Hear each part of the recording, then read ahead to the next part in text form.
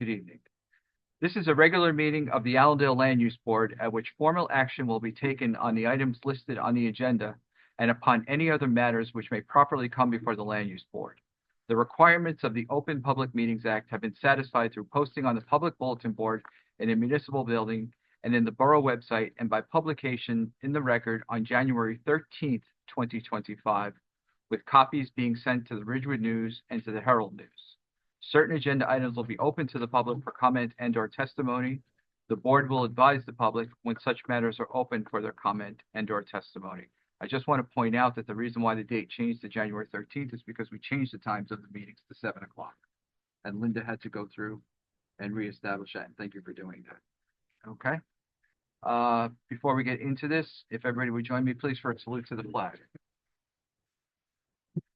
I pledge allegiance to the flag of the United States of America and to the republic for which it stands, one nation, under God, indivisible, with liberty and justice for all. Thank you. Okay. Linda, may I have a roll call, please? Vice Chairwoman Bergen. Here. Board Member Lozala is absent. Board Member Petrino. Here. Sorry. Board Member Gugliaro is absent. Councilman Yakarino. Here. Board Member Dallo. Here. Chairman Sirico. Here. Mayor Wasinski is absent. Board Member Butler. Here. And alternate Conti is absent. Okay, thank you. All right. First on our agenda is oath of office for Andrew Aguilera, but he unfortunately is under the weather, so we are going to carry that to our next meeting in March. So the next on our agenda is the approval of the minutes for the January 15th, 2025 board meeting. Again, we've all had the opportunity to review them. And are there any questions, changes, comments? Okay, can I have a motion, please, to accept? I'll make a motion to accept the minutes. Thank you, sir. And Second. thank you. Who was the second? Greg. All right. Vice Chairwoman Bergen. Yes. Board Member Petrino. Yes. Councilman Yakarino. Yes. Board Member Dallo. Yes. Chairman Sirico. Yes. Board Member Butler. Yes. Okay. So the next three items on our agenda before we get into the public are three resolutions. The first one, and I'll read them all, and then Mr. Kelly, this is all on you, okay? That you made the resolutions. We have them here for signatures. Okay, the first one is application file LUB 2024-18, resolution 2025-10, Calvary Lutheran Church, 165 West Crescent Avenue, Allendale, 07401, Block 910, Lots 2, 17.01 and 17.02. And the application is a modification to the original resolution that was passed by this board in, I believe it was 2021, 20. Oh, the resolution was 2024-18. Thank you. Okay, 2024-18. Thank you. That makes sense. Okay.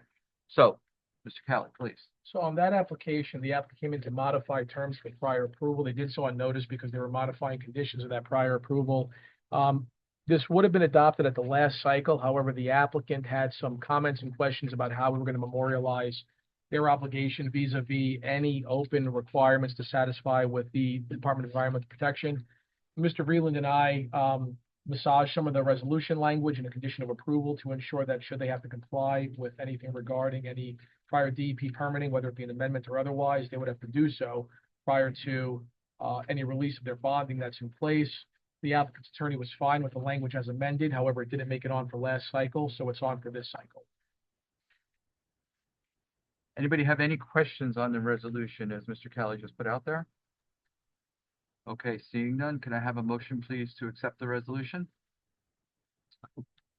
I'll make a motion to accept. I'll second. Thank you. Vice Chairwoman Bergen. Yes. Board Member Petrino. Yes. Board Member Dallo. Yes. Chairman Sirico. Yes. Board Member Butler. Yes. Second one that we have. Okay. Second one that we have is application file 2024-16, resolution 2025-11. Daniel and Claire Clark, 95 Midwood Avenue, Allendale 07401, Block 2008, Lot 2. It's for a new front porch and second floor addition pursuant to 270-37 parentheses A2, 270-64C parentheses 2, and 270-63 parentheses 3. Sir? So on this one, the applicant came in for seeking improvements to the existing single-family residential structure. They required relief from NJSA 40:55D-70B4, as well as 70C for floor area and bulk relief. The applicant put their professionals on throughout the course of the public hearing. The board voted to approve it. The conditions of the approval were relatively standard on this one. We have a few unique conditions to the applicant above and beyond, incorporating by reference therein Mr. Breland's report and the recommendations of that report. But the board voted unanimously, and we believe we captured all of the conditions of the approval in the draft resolution before the board tonight for adoption. Sir? Any questions on the resolution? Seeing none. Somebody offer the resolution, please. I'll make a motion. Thank you. Second. Second. Thank you. Who's the second? John. Vice Chairwoman Bergen, Yes. Board Member Petrino, Yes. Board Member Dallo, Yes. Chairman Sirico, Yes. Board Member Butler. Yes. All right. The third resolution is application file 2024-13, resolution 2025-12. The applicant is Louis Clements, 65 New Street, Allendale 07401, block 2204, lot 17. Proposed second-story addition on an existing dwelling front yard setback pursuant to 270-22, 270-57B, and 270-37A parentheses 4. Mr. Kelly, you know that this one was really, there was a lot on this one, please. The Clements application was relatively protracted. It was the applicant's own doing. The applicant had a standing issue at the beginning of the application, if you recall. They then pivoted to a contract purchaser applicant proxy before the board, and then they brought counsel in during subsequent public hearings. There was a number of members of the public and immediately surrounding property owners who appeared, cross-examined, and testified in objection to and recommendations to support the application throughout the public hearing process. The applicant revised their plans no less than 3 times, I believe, before coming back to conclude at the last public hearing before this board in January, which included several specific conditions of the approval that we captured and memorialized in the draft resolution that's before the board. I reached out to the applicant's counsel, Ms. Price. I did not hear back from her on the draft resolution terms. If the board is comfortable with the resolution as drafted, I think it is proper for adoption this evening. Is there anything in there that you think that they may challenge? Well, they couldn't now. I mean, because what they would have to do is if the applicant had an issue with a condition of the approval, it would be sort of like the Calvary Lutheran Church application. They would have to come back on notice to seek to amend that condition of the approval. Ms. Price is a very, very well-experienced land use counsel. I have never seen her do that. I don't think she would at this point. She would have looked at this before adoption. I think everything was captured correctly. It was not overfunctioned in our draft. So I don't see that happening. But if they did want to amend something, they would have to come back and go through the process, which would require notice and an appearance before the board to lift the condition or at least modify it. And I think the board spent a lot of time making sure that we put a lot of our requests and comments with them. And I know that you captured it, but I'm just saying this one was long. This one was involved, and there were a lot of very hyper-specific conditions of the approval that it took to get the board's comfort level there to vote favorably on the variance. Absolutely. Thank you, sir. Okay, are there any questions, comments? Again, we all had a lot of work on this thing, so. Okay, seeing none, can I have a motion then to approve the resolution? Motion. Thank you. Second. Okay. Vice Chairwoman Bergen, Yes. Board Member Petrino, Yes. Board Member Dallo, Yes. Chairman Sirico, Yes. Board Member Butler. Yes. Okay. All right. Thank you, everybody. All right. So the next on our agenda, we have 3 on here, of which 2 are one was withdrawn, the applicant file number 2024-15. Brett Benowitz and Sandy Gibato. That application was withdrawn. We've all been given notice on that, so we're not worrying about that tonight. The second application the continuing application for the Allendale Rehab and Healthcare, that is now being carried to a date that is still under negotiation. To a date that's still under negotiation. Linda has asked, because you want to know availability, am I Yeah, not correct in that? hopefully everyone can be here for the May 14th meeting. If there's anybody that knows they're not gonna be around for May 14th, please let me know. Okay, I know it's a couple months out, but Should be because, safe. but because of everything that we've had to do on this one. Right? So, the anticipated date then, anticipated as long as council approves. That's meaning fine, them. Right, if they agree with it, they'll be back, and they'll be back on notice. Okay. Okay. That means, and when you say back on notice, that They'll have to means read- everybody they'll has to read They will renotice. the neighbors. They're and abutting everything else. owners, yeah, based upon a current property owner adjacent radius list, and that's what it'll take for them to get back here, because they did not ask to be carried to a date certain this evening. They did extend the time for the board to act through the end of May, Mhm. which we requested, and they did that in email correspondence today to Linda and myself. But with no date certain, no date requested, they did already concede to the fact that they're going to have to perfect notice again, and they'll be submitting an affidavit to that effect Okay, once they land a date or they agree on it. okay. All right. And that's it. So. Any questions on this then? All right, we're good. All right, before we get into the application that's sitting in front of us, 2024-17, Mr. Stenkus needs some time.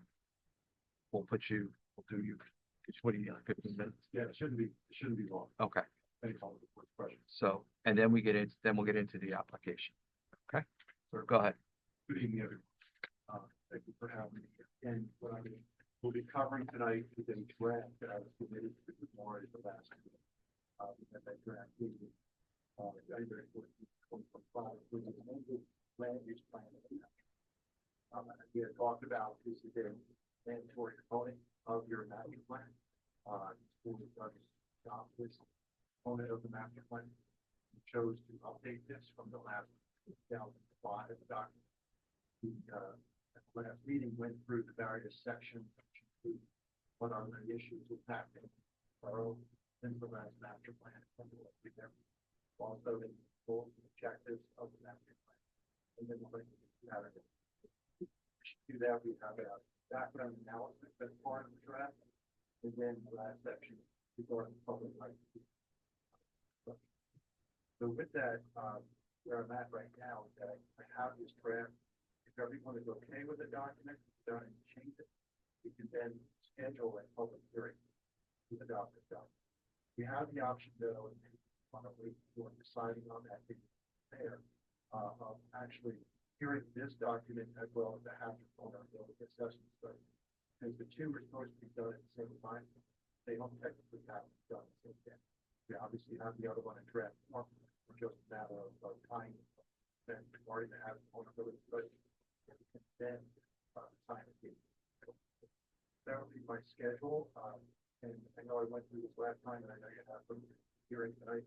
So I just wanted to come back to the board and see if there's any comments or questions regarding the time.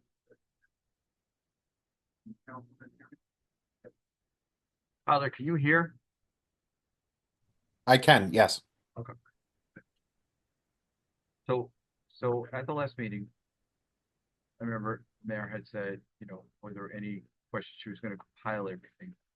That I guess was going to also include council questions. Okay. So, Tyler, are you aware, do you have any feedback on this from a council standpoint? I'm kind of putting you on the spot a little bit. I know that Amy's away. I know that her and I were supposed to connect on this with Suzanne as well. We are having a land use committee, and I know that this is being discussed within council. So, I mean, at the moment, I'm not prepared to give any formal comments, but this is definitely something that's been discussed. That's basically the same feedback we can what I have. We're back to prior to setting up the public hearing. should have a consensus as far as what the document says. Now, as far as just understanding how this thing works, okay? Are you anticipating looking to you for advice? A separate, like a special meeting? Like, would we need a lot of time on this? This should have a, So convert one of our work sessions. probably, how that application. That's for the land use component of the document. I also have to have, which I summarized in this board already, Yes. but when you have a public hearing, you want to go back through it and explain what you like. And at that public hearing, So therefore, we probably should have a special or a work session. okay. From a timing standpoint then, I mean, again, I'm going rogue here a little bit without mayor, but are we talking somewhere in the April, May? Probably able. Okay. Yeah, but,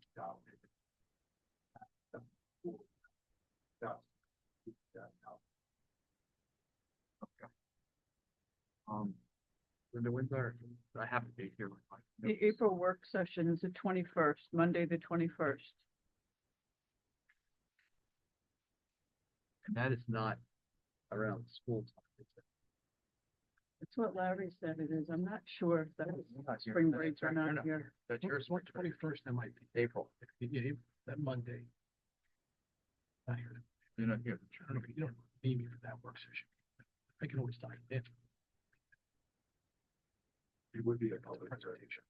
It would be, but that won't be the public hearing. That would be a public. I'm scheduling that day. Could you convert it, No, go ahead. No, ask. possibly convert the 21st? Or other agenda items, have it. Wednesday, the Wednesday meeting, That we that week is dead. That week is dead. Let's see, we'll have to connect. we can give you some time. We'll have to connect, but We have that's to- your anticipated time to be ready. Right, but we do have to do the 10-day notice, have the document sent down to the state, the county, to make sure that we're. to the public. If it had to go to May, That probably wouldn't create a problem. I just want to make sure we time it from time. Give us enough time to talk about it.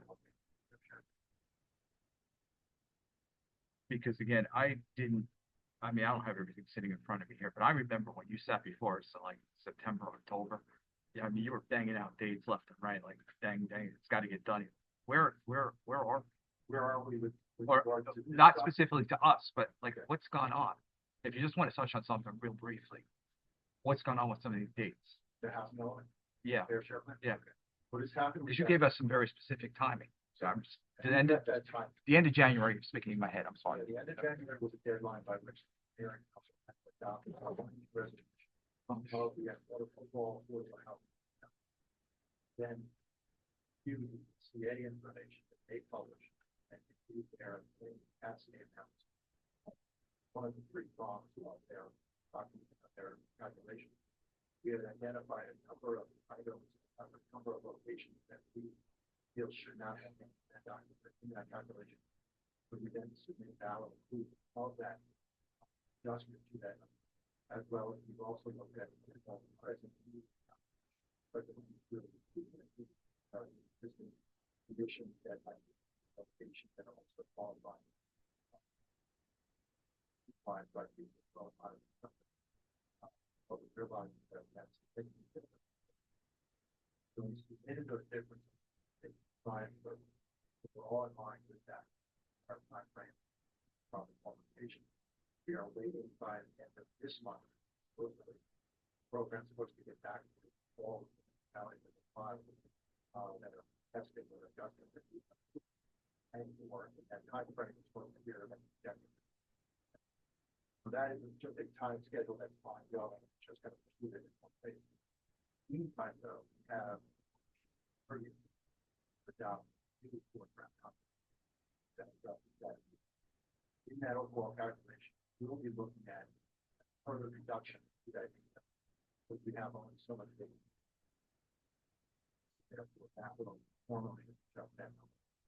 Then in the background, do it. That'll be. Yes. That's it. But then, yeah, five, as well as some number of.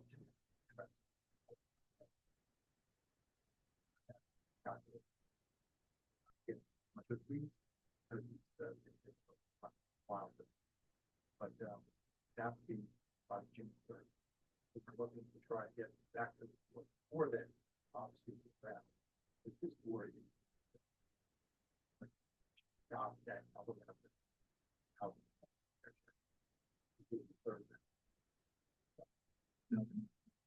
So that's going to also go.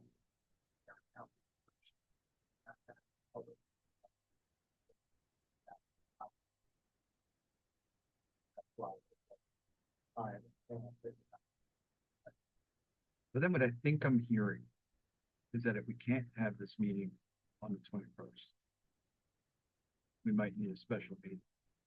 Could be in April. Or, I'm not, this document, this land use plan, dependent on how. Yeah, but I want you to, I'm more worried about, the Time timing. fit this into your schedule, you might need special hearing for that. It may come down. You just don't know. Or you'll try to edit it.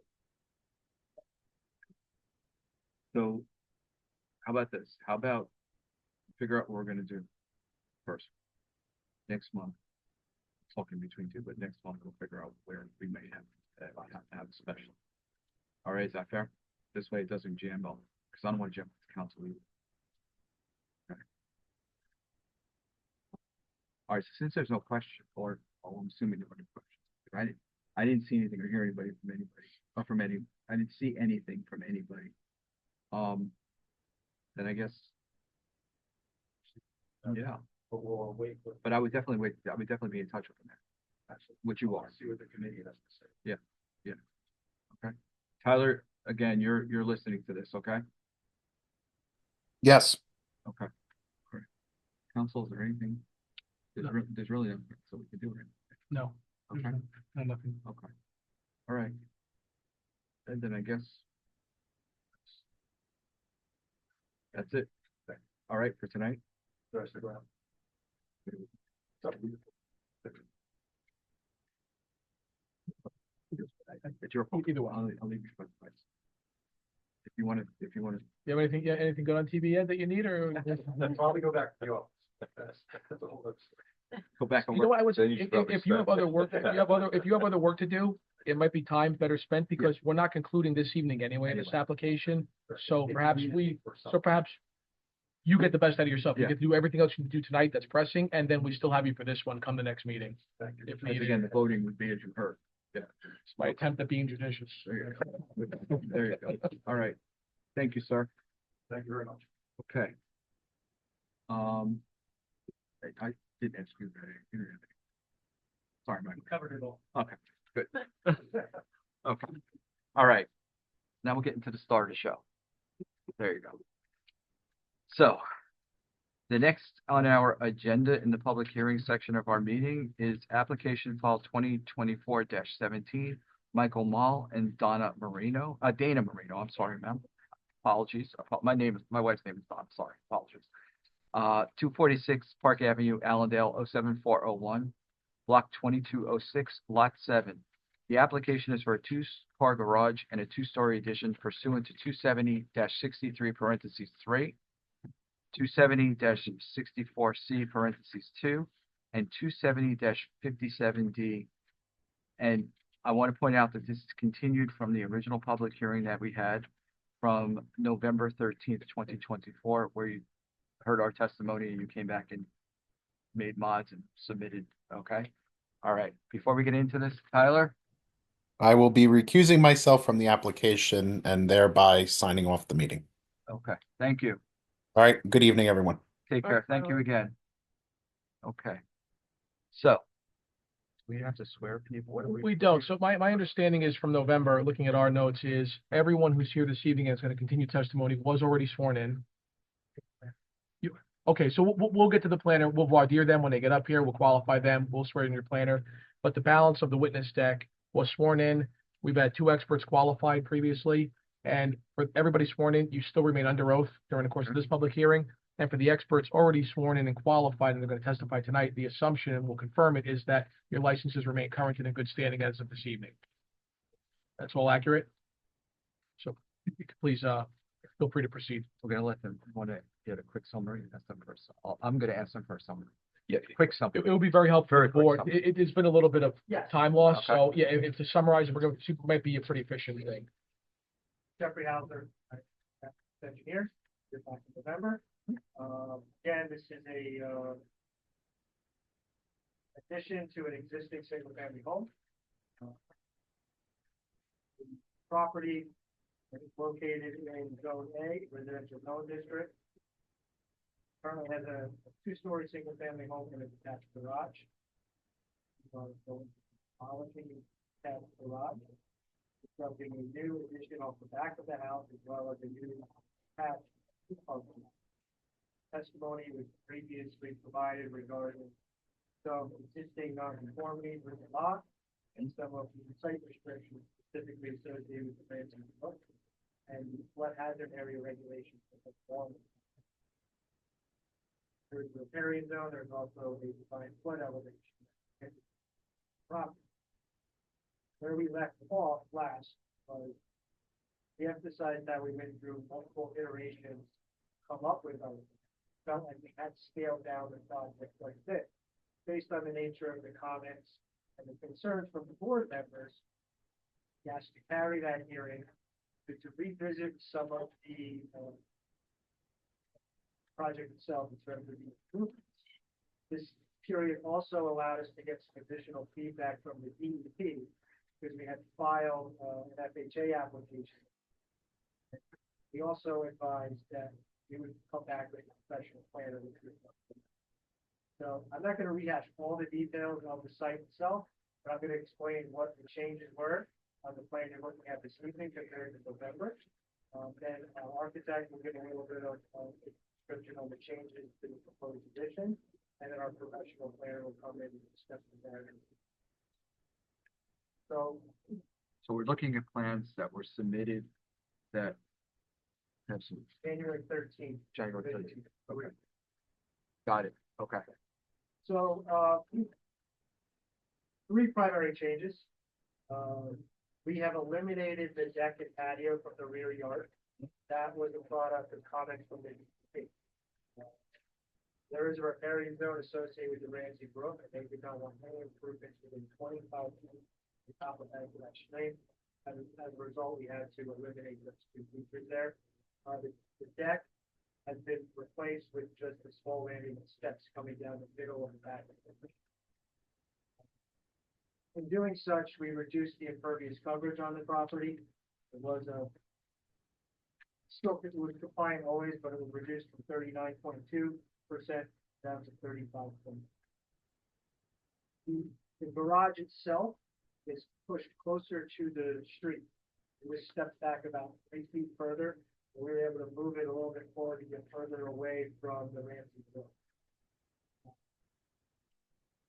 That again further reduced the impervious coverage because the area that was behind the property is now over what was the driveway. The driveway now. The architect will testify to the fact that we reduced the floor area of the second story addition. Again, this is a floor area ratio variance. Previously, we were here with a 30, we reduced it by 1.9% reduction. Some of the other features here still have the HVAC units on the side of the house.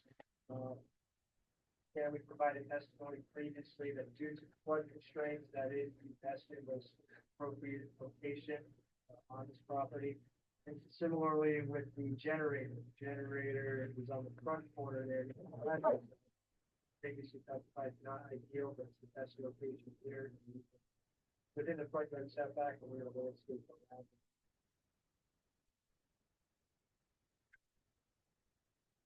FHA application with the DEP is still under review. that initial round of comments and questions that we got from them was helpful. We're going to modify the plan to accommodate that. Not 100% certain that there won't be more comments, but they are on their 90-day clock when the application was submitted at the end of November.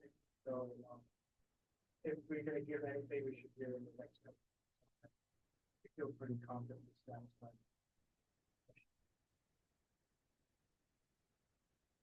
So They're not gonna pull one of these, we don't have enough people here because of stuff going on in Washington.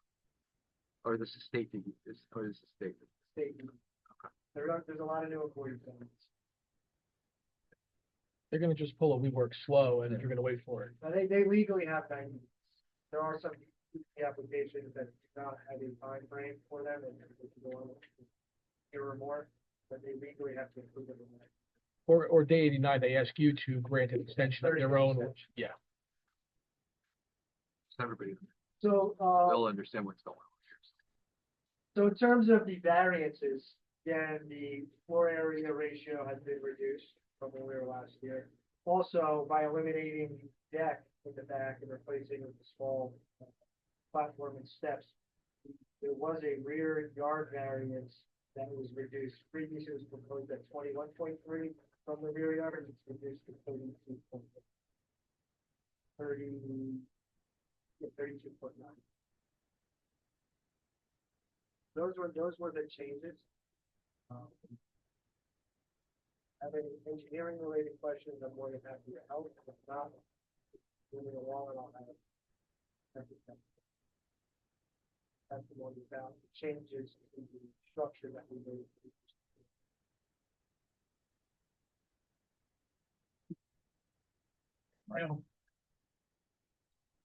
Okay. Board members. Question. I have one regarding the generator, in placement. The front yard.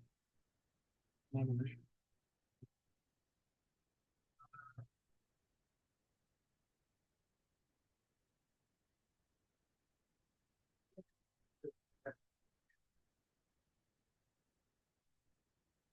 I have a similar question because I know typically in the flood, when there's a situation with flooding, they do require you to elevate it. The generator as well as the AC units. So I don't know if that's been considered or that's something that you're gonna have to look at. Yes, The that- generator's useless if it's underwater. Yeah. Right, so, and the design flood elevation now under the most recent FEMA elevation plus 3 to be accounted for. The DEP is more or less agreed with. That elevation is 269.9. We've identified that on the plan. And we've also noted that the generator and the AC units will have to be set on. so is it gonna be? How does it work out with the topography of the property? Is it gonna be elevated a foot off the ground? Is it 8 inches? If you could just walk me through that. Yeah, it's about a foot. It's pretty close. For reference, the first floor elevation is 273. So we're gonna be below that. Okay.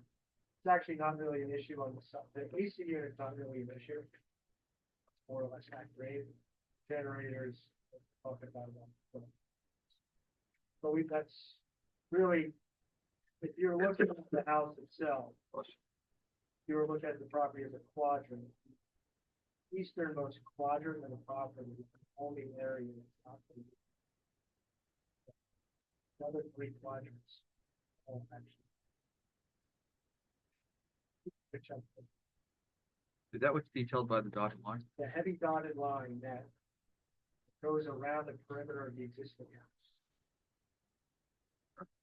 And why aren't you locating the generator on basically the same location, but on the north side, just to keep all that equipment kind of in the same location? Does it need to be proximity? The location of the gas line, It's too close. in relation to where it is outside. Because I was gonna say, that's the elevation you really see driving down Park. You kind of don't really, because of the trees and everything's guarded. I And you already have the AC units on the other side, just thought, covered all at once. I- You know, Thank you, because I was just about to ask the same question. Byron. Because that's the question I was gonna ask you, why does it have to be there? Can you relocate? And have you looked at possibly? We did look at several options, and that was the most preferred location by the applicant. They felt like that area would be landscaped around.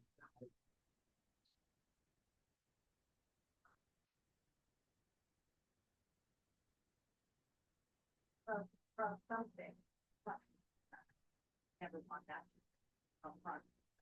yeah. Now, I also want to point out that where it is, we also have the noise, these things go on and off. Every month. Noise, exactly. Once a month.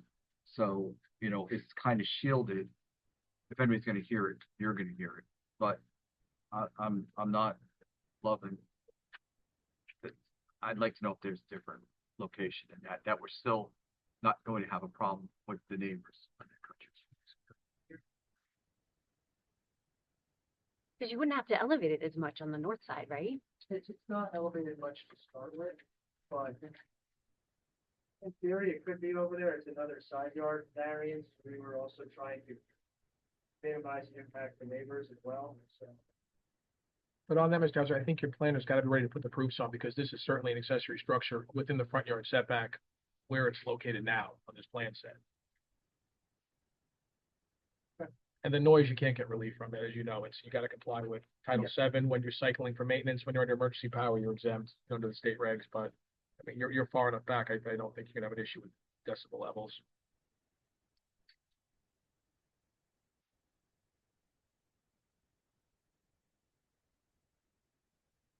It could be on the side yard, yes. I can't recall the architecture of the windows over there and what could be blocking by putting it over there. But there was a discussion during the design process about possible locations. We obviously ruled out the rear yard because of flood restrictions. Of course. Yeah. Did consider the side yard also. Well, That's fair. but, That's fair. yes, it was an odd location, but we felt like it was the most suitable. Yeah, right now it's a pretty hard time figuring out the outside windows and how what does. But I think it's the same windows on either side. I mean, I guess the elevation is different. The grade is a little bit higher on. Some. I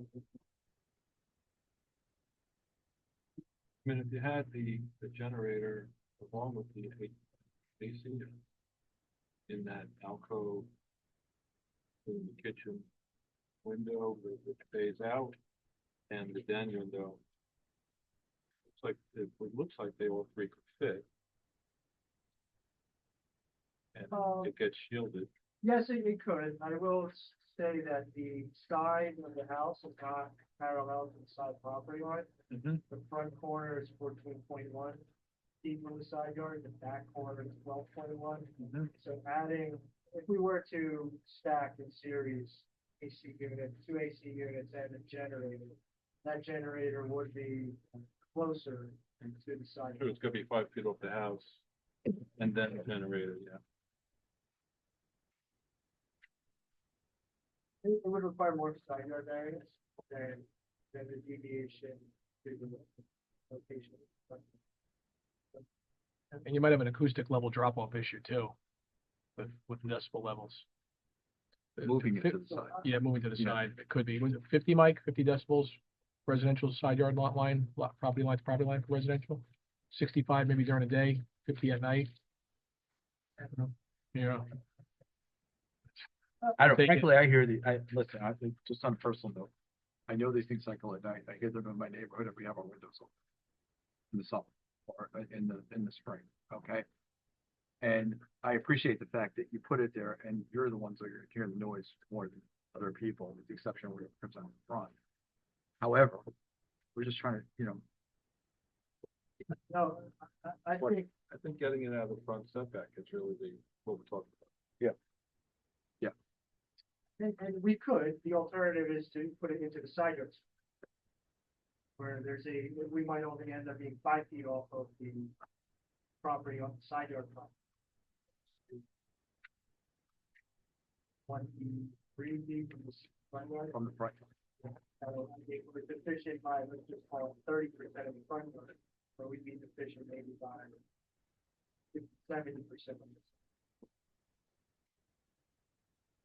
The backyard wouldn't be an option. That is not To a enough. foot as well. Even, again, now, I'm gonna ask you to kind of train me a little bit, even if it was elevated really high behind the garage. I guess in theory, it could be suspended off of a platform. In that location, we'd be talking about 5 units. Which further, I don't know about the structure. I know HVAC units is very common. Whether you go down the shore. Because I'm sure I see them all day. Generators are a little bit heavier construction. I haven't seen generators mounted like that. Also, one of the nice. River Road in Bridgewood along the whole. So what if, again, we're just sitting here, we're trying to finagle some stuff here, but what if you were to take the generator, put it where you're having the AC units? And my mind went just where yours went. I go down the shore, I see these things elevated up. Okay. You elevate, you put the AC units towards the back of the house, meeting whatever has to be met. And variances and requirements of FEMA and everybody else. So again, even in the rear yard, that would be a variance. Great. We're along the Ramsey Brook. It's a nice tranquil area. AC units are gonna run continuously in the summertime and sometimes during the day. We might be wanting to enjoy the backyard. Preference would be.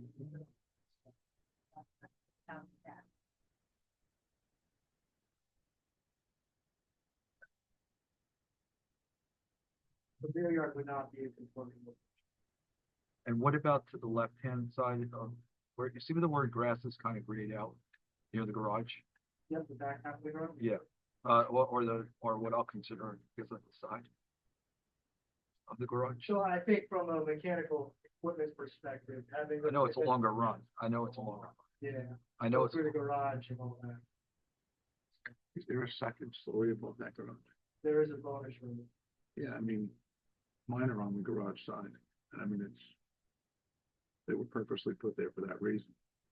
I mean, I don't think it's, But it has to be elevated. no, we understanding the elevation. I don't think the board is, you have to elevate them whether you put them in the front or wherever. So I don't think we're challenging the elevation part. We're discussing where relocating. with I the least relocated amount of the impact, generator. Go with ahead. the least amount of Yeah. impact. With the So, least amount of I mean, thank the you. location for the HVAC unit is exactly, Uh-huh, it's on the ground. uh-huh. And the location of the generator in the front is slightly, I say slightly less than. Mhm. So anything in the back would be suspended off several feet. One point we did look at putting a right smack in the back of the middle of the garage.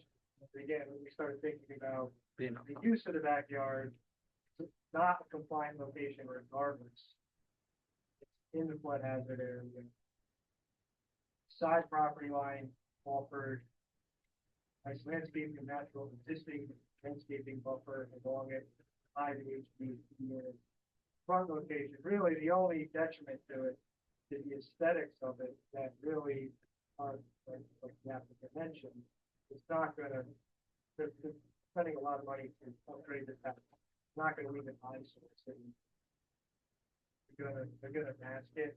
That location in terms of the impact on the neighborhood, are essentially located on the property from the noise issue.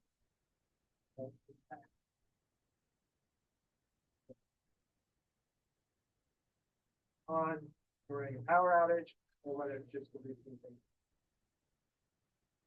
Not my first choice either, but we did go through all the areas around the house, saw it takes to cover it, fence it, or shrubs, or whatever we come up with.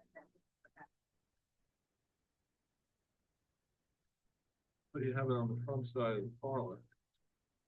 In the front setback, what about the back side of the parlor? That would be beyond the back front setback.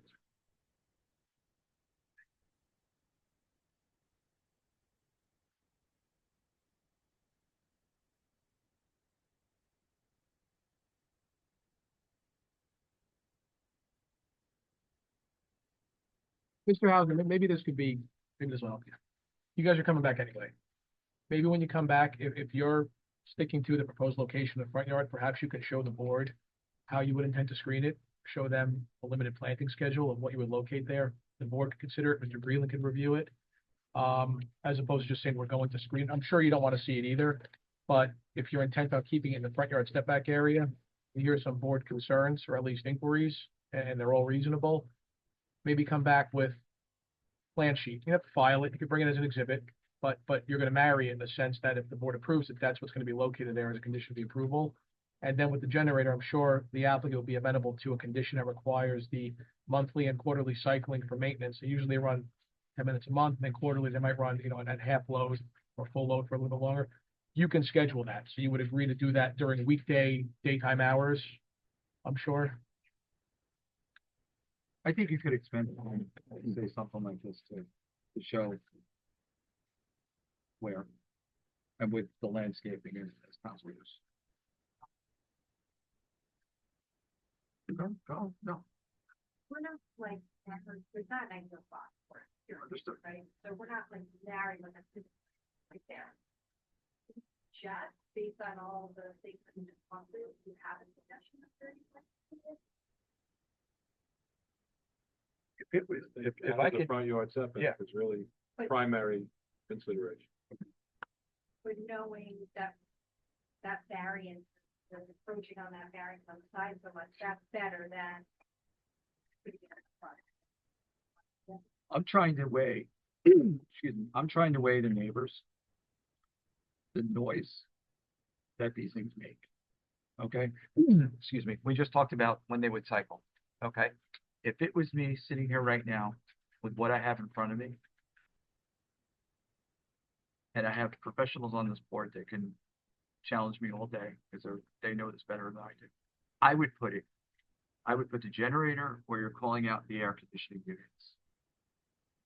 And then I would relocate, raise the air conditioning units. Maybe off I still say the side of the garage, and I do appreciate the run. I appreciate that. I understand that I do get, but something like that. And I understand having them in tandem coming from the back, but we're trying to avoid having it in front. Is what we're trying to, that's really where this is coming from. They're outside of the garage, harder to. The high.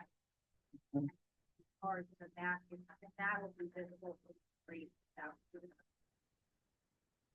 So just looking at where the windows are located. May not be entirely.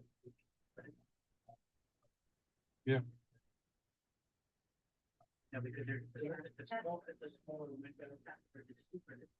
The stair platform is gonna be raised anyway, it's gonna be at the platform level. That's the furthest location. Because it's where you have it proposed right now, it's basically right underneath them.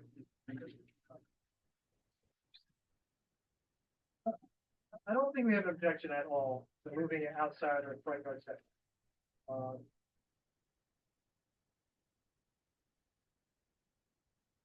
Out of the front yard setback. Like So you're it's saying, either like. just, the let's upstairs. just, you can place it just behind an HVAC unit. Or we could move it on the inside of the L of the house, inside the, In the backside of the parlor. Yeah, that align with the stairs, right? That's what you're saying, Mike? Yeah. Like where it comes out the stairs. Yeah, and then you have part of the house that, the parlor nook kind of blocking it a You little. have an opportunity to hide it there. Yeah.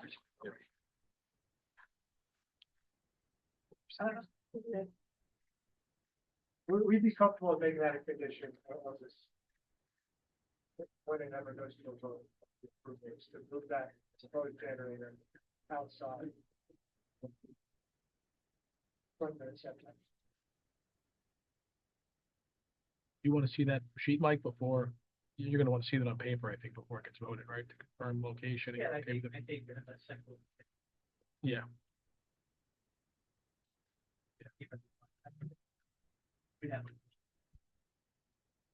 Now, did somebody say it has to be 5 feet from the house?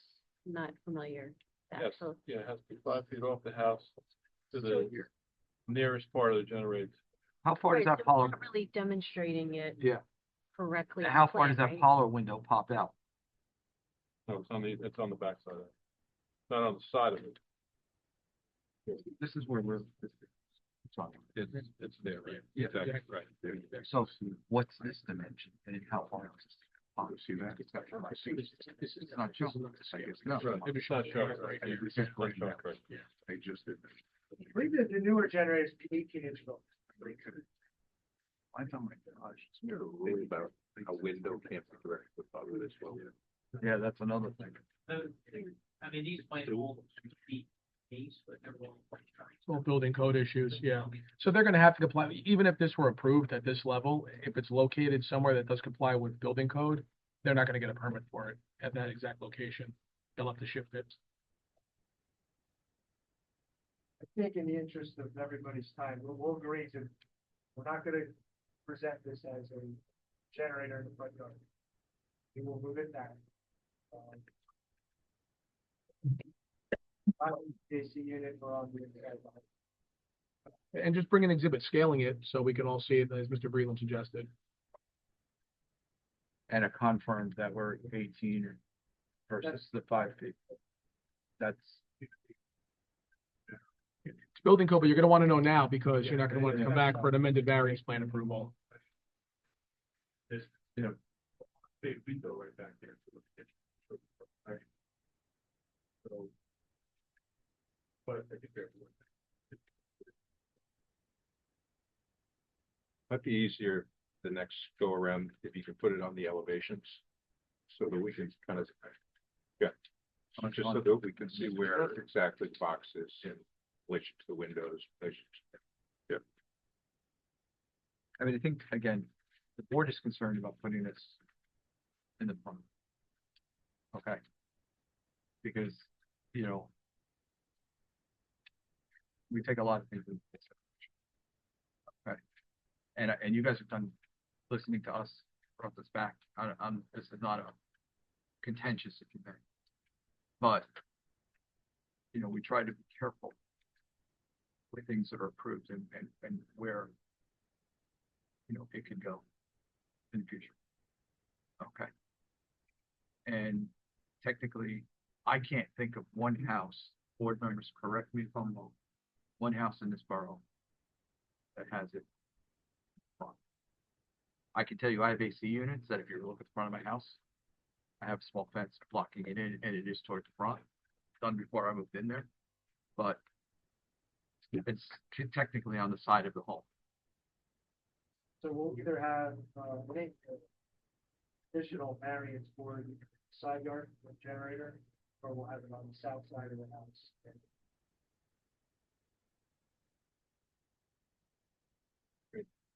I think you have to go south. I don't think you meet the acoustic requirements of the property line if you go to the north To the side. north. It's a 21-foot drop off. You've got to be at 65 dBA or less. You're not going to put a medical grade muffler on that thing, so. It's your call, but I don't think you meet the Title VII requirement, and this board can't give you relief from that, even if they wanted to.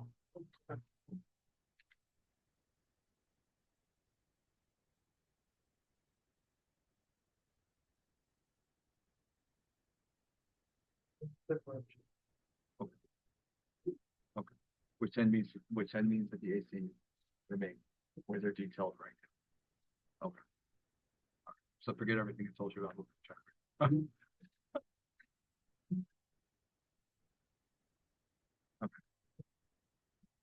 All right.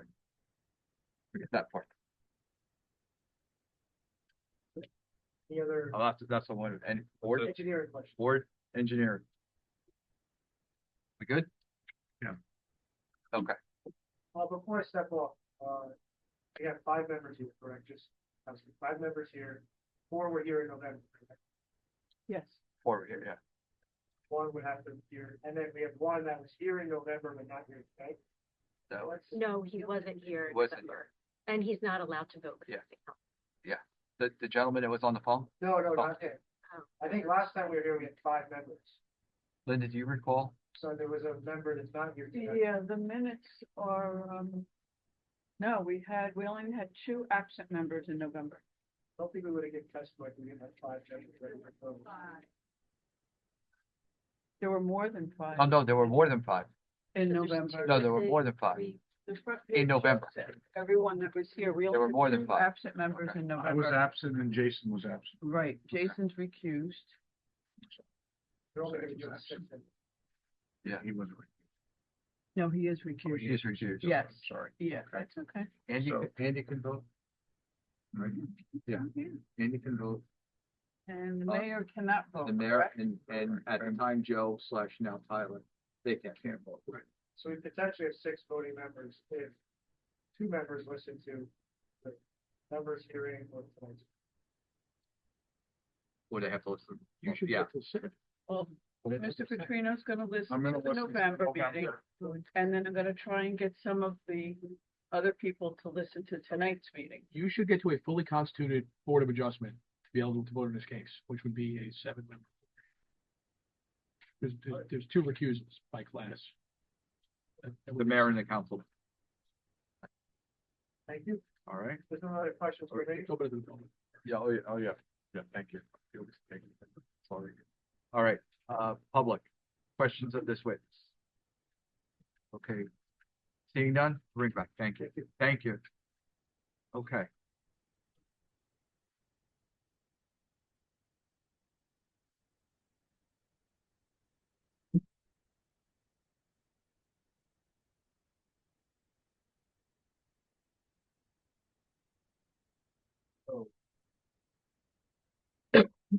Put your name on the record, please, again, sir, Yep. Yep. Thank you again. and your license remains current and in good standing, I assume. Very good, thank you, sir. So from the last meeting, we went back and we revised the plan as best as we could, reducing the, basically gross building area of the house.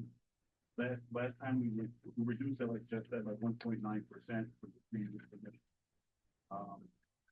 Last time we were here, we didn't get so much as a breakdown of the square footage, and that's pretty much what I want to show now. We reduced the second floor, the back of the house, we brought it in, and we also reduced the garage slightly. Bonus room, we actually brought it down on the second sheet. I actually put some dash lines to see what a massing was. That was a concern, I guess, the volume, the massing, we brought it down as best we could. So what's shown here is in blue is basically the living, and the orange is the mud. The blue is the living space, second floor, first floor, and the orange is the mudroom transition space to get into the garage and into the house. What's in pink is the garage, and what's in green, that is the bonus room. So as far as the breakdown in the square footage, when we did this, just to explain now, we're at what's allowed at 25% maximum coverage. And in the first meeting, we're at 38%. And now we're at 36.1%. But in doing analysis of the breakdown here, we have 602 square feet or 5.4% is garage space, which is one car garage is required. I mean, we're detaching, we're moving the existing detached garage, so that's a net increase of 2.1% garage. The bonus room, if you notice on the elevation, you'll see the house is elevated in the back because of on the C2 due to the floodplain elevation. So we're actually building this up on posts. So you can fall open and use the flood vents going into the garage. So we couldn't build it as a basement under the addition. So we basically put, I guess you want to call it the basement, but an attic space, the bonus room is now above the garage. That's square footage is, 390 square feet for 3.5%. So when you add up the, garage and bonus room, it's 9% of the overcoverage that we're at, 6 I know the code says that you have to have the garage part of the space, but you don't have to choose the basement. So I'm just trying to say that you have some, we're over in space, but that's kind of where it's allocated to. So if you were to take the 9% out, just as a thought, we're down to 27% as far as road building area. Which obviously is still over. Understanding that you are at 36%, so I just wanted to explain breakdown. You can kind of see where we're at. You see the blue. It's not, there is some space. Obviously, it's a total of 340, 800 square feet of habitable living space. There's a muddy kind of like a through space to get to the backyard. You can't pull the deck, so you have a door out the back here. So for me to get out the back of the house. If we eliminated the deck that we had here last session, there's only one way out the backyard, grade, and this is basically the entrance. Out or the driveway. Something for it.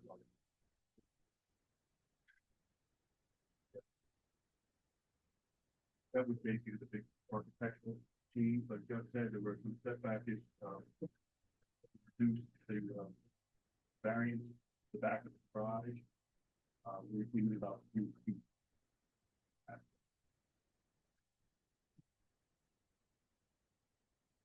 Besides that, the plan is pretty much the same. Like I said, if you look at the second sheet, you'll see massing. Massing of the sheet of the structure is actually what? He's down by about 3 feet to go with the roof. Forward, still obviously towards the back of the house, back of the property, so forward to that back way.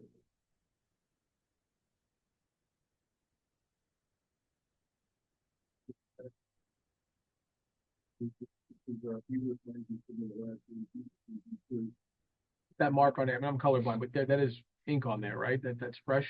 Oh, yeah. Yeah, so we should mark this now. Okay, that's fine. We marked, I believe, A1 was marked last time, it was a DEP document. We'll mark this as A2 with today's date. Just identify that document in the signature block for the record, please, Mr. Brzezinski. You just write it in there. Yeah, it's D1 and the latest revision is January 10th. Okay, so we'll mark that as A2 for the record tonight. D2. So, well, Yes. it's D2. Same date, January 10th. And that'll be A3.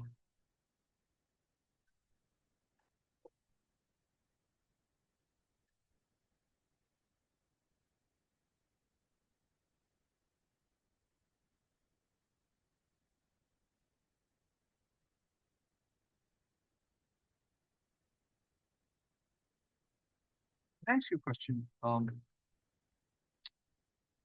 The existing home, because I see the line under the north elevation part of the picture here. What, I note at the front, you're at 27 feet at the front. Okay. Well, or to the ground, okay, or to the block, or I think it's the the rock, first or the floor. stone, or the first floor, okay? You're not calling it out unless I'm missing it in some other piece of information here. What is the height from the lowest point of the grade to the upper peak at the back of the home? Talking about, it's on the next page. Is it on the next page? Well, no, I'm saying, Oh, okay. that's what you're talking about. Yeah. I think it's called out. Is it? Yeah. Am I missing it? Forgive me if I'm missing it. See it on, 34.9, but where's that taken? Where's Is that that from? taken in the back or the front?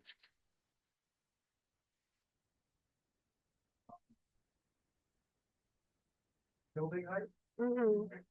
the ridge height is elevation 300.2. The lowest grade is 67. Back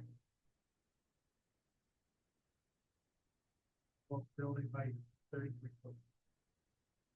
Bridge is existing, not changing. Mm-hmm.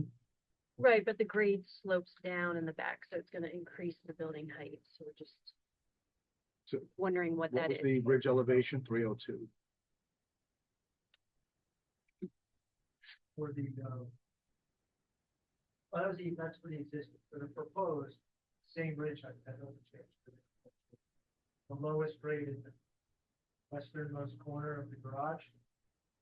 The grade there is, 5.3, the building height is over 30 foot. So 302 less 265.3. 300, Yeah, 300 points. less 265.3. yeah, the number is on the zoning table, So- underneath the blocks there, in the notes. Existing building height, number 1, or building height, number 2. And the only reason why I ask is 302.00 minus 265.30 is 36.7. So we're trying to confirm What the heights are. what the height is. Yeah. Right, 302, 302 No, minus, 300. It's 300.2 or 302.0. 300.2. Okay. 300.2. We're just like right there. So 342.72. I'm sorry, 34.72. 0.1 wiggle room.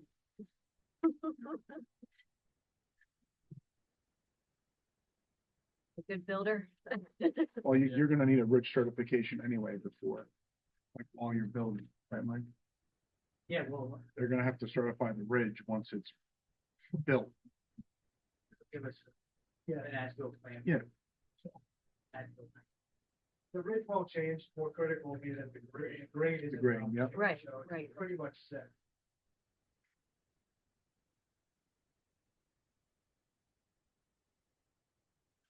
So is is this okay for questions now, or just doing it? Yeah. So the bonus room, is that livable space, or is that what the intent of that is? Well, yeah, the habitable space, or not a bedroom, but shed.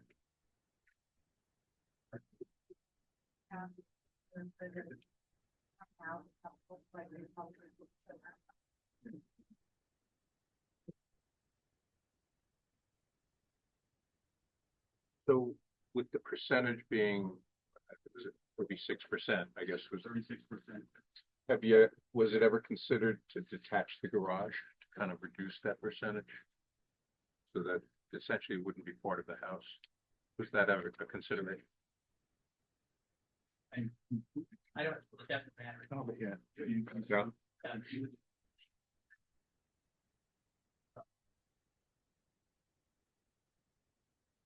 I thought we had this conversation last time and it was. Okay.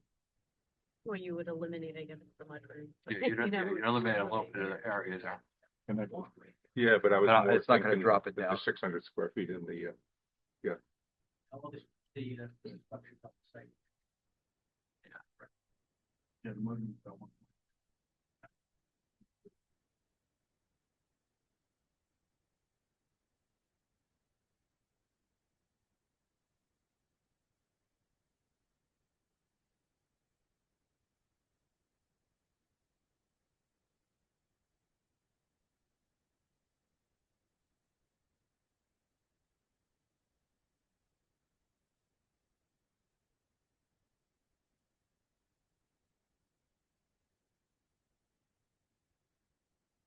So again, the whole area, the garage and the mudroom were built on slab. Is that what I'm reading? I definitely the garage, I see that.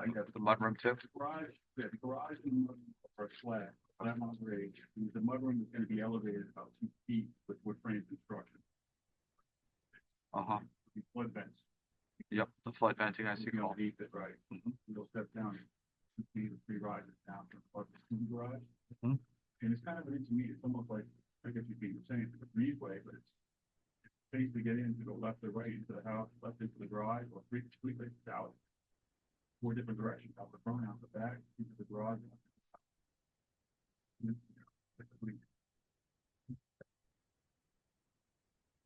One story, it just has a, I guess you want to call that a bridge or a walkway to get to the, you know, the second floor plan, to get to the bonus. Bonus space, because if it's a 3 foot knee wall, so you know, you that habitable space, but it's the unhatched space, basically, 17 from it.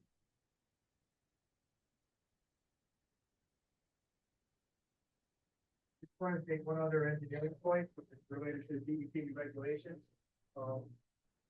Again, basements don't count towards floor area ratio, and this particular application, though we're building an addition, that addition cannot have a basement.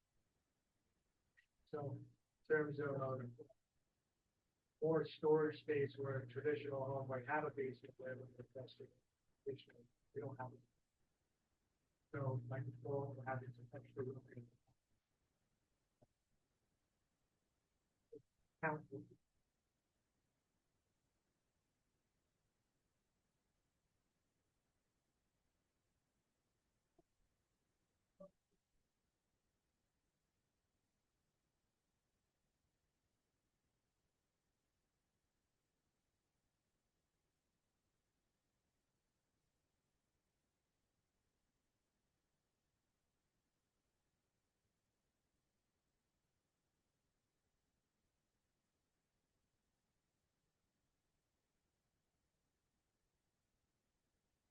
Board, any,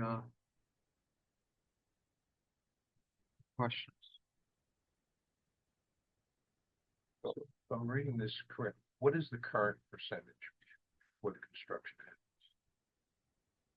You know, if we were if we're FAR? 36 now, what is it before the building starts?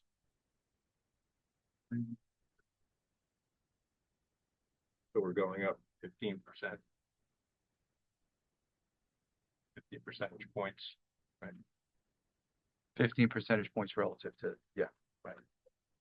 Yeah.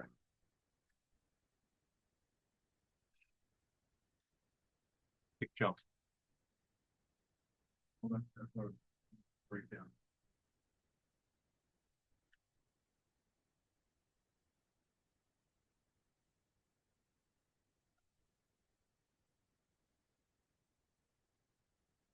But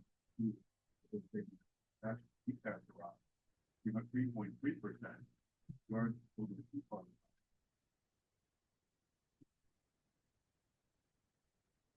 Every story.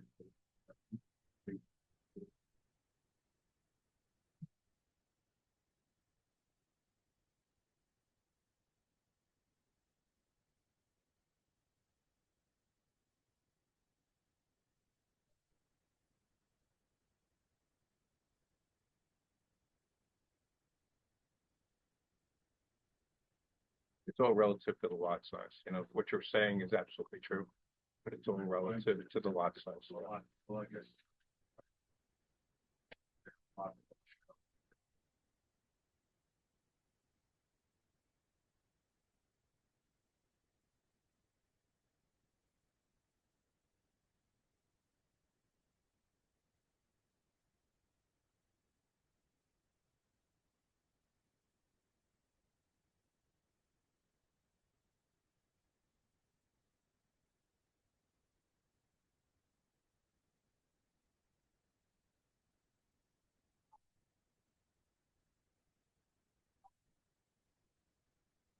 On the brook. It is, I feel like more earth is going to start to go away. It needs to go away. It needs to be taken down. Full, broken, run down, it needs to go away. Of course, there's a garage.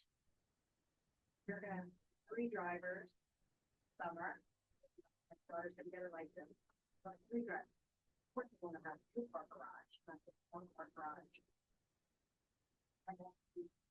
That gave us the opportunity to be like, oh, great, it's space above it. I've been in every place for us to put some under bed now and everything. So that's how we got it. The house is old. It's been there for 17 years. But some upgrades. So that's where we're at.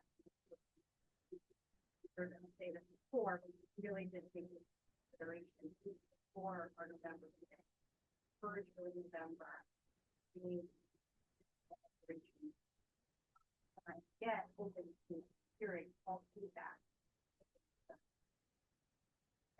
The board appreciates your openness, and the board, we're not here to be antagonistic at all, but we have to, we have to weigh Yeah. your application, the neighbors. And set the precedent. I think Yeah, that's and that's the biggest problem. that's the biggest issue. To be honest with you, that's why we're playing. I just said we're not being antagonistic. I said that's why we're playing a little hardball with the generator, because we have to be careful about setting precedent. Okay.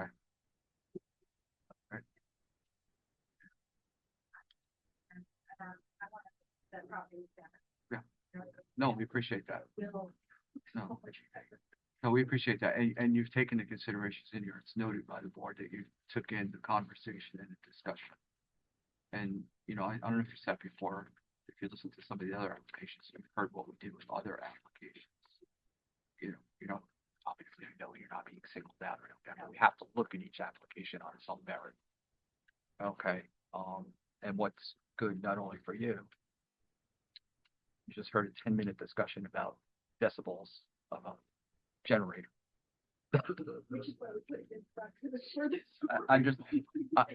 I understand.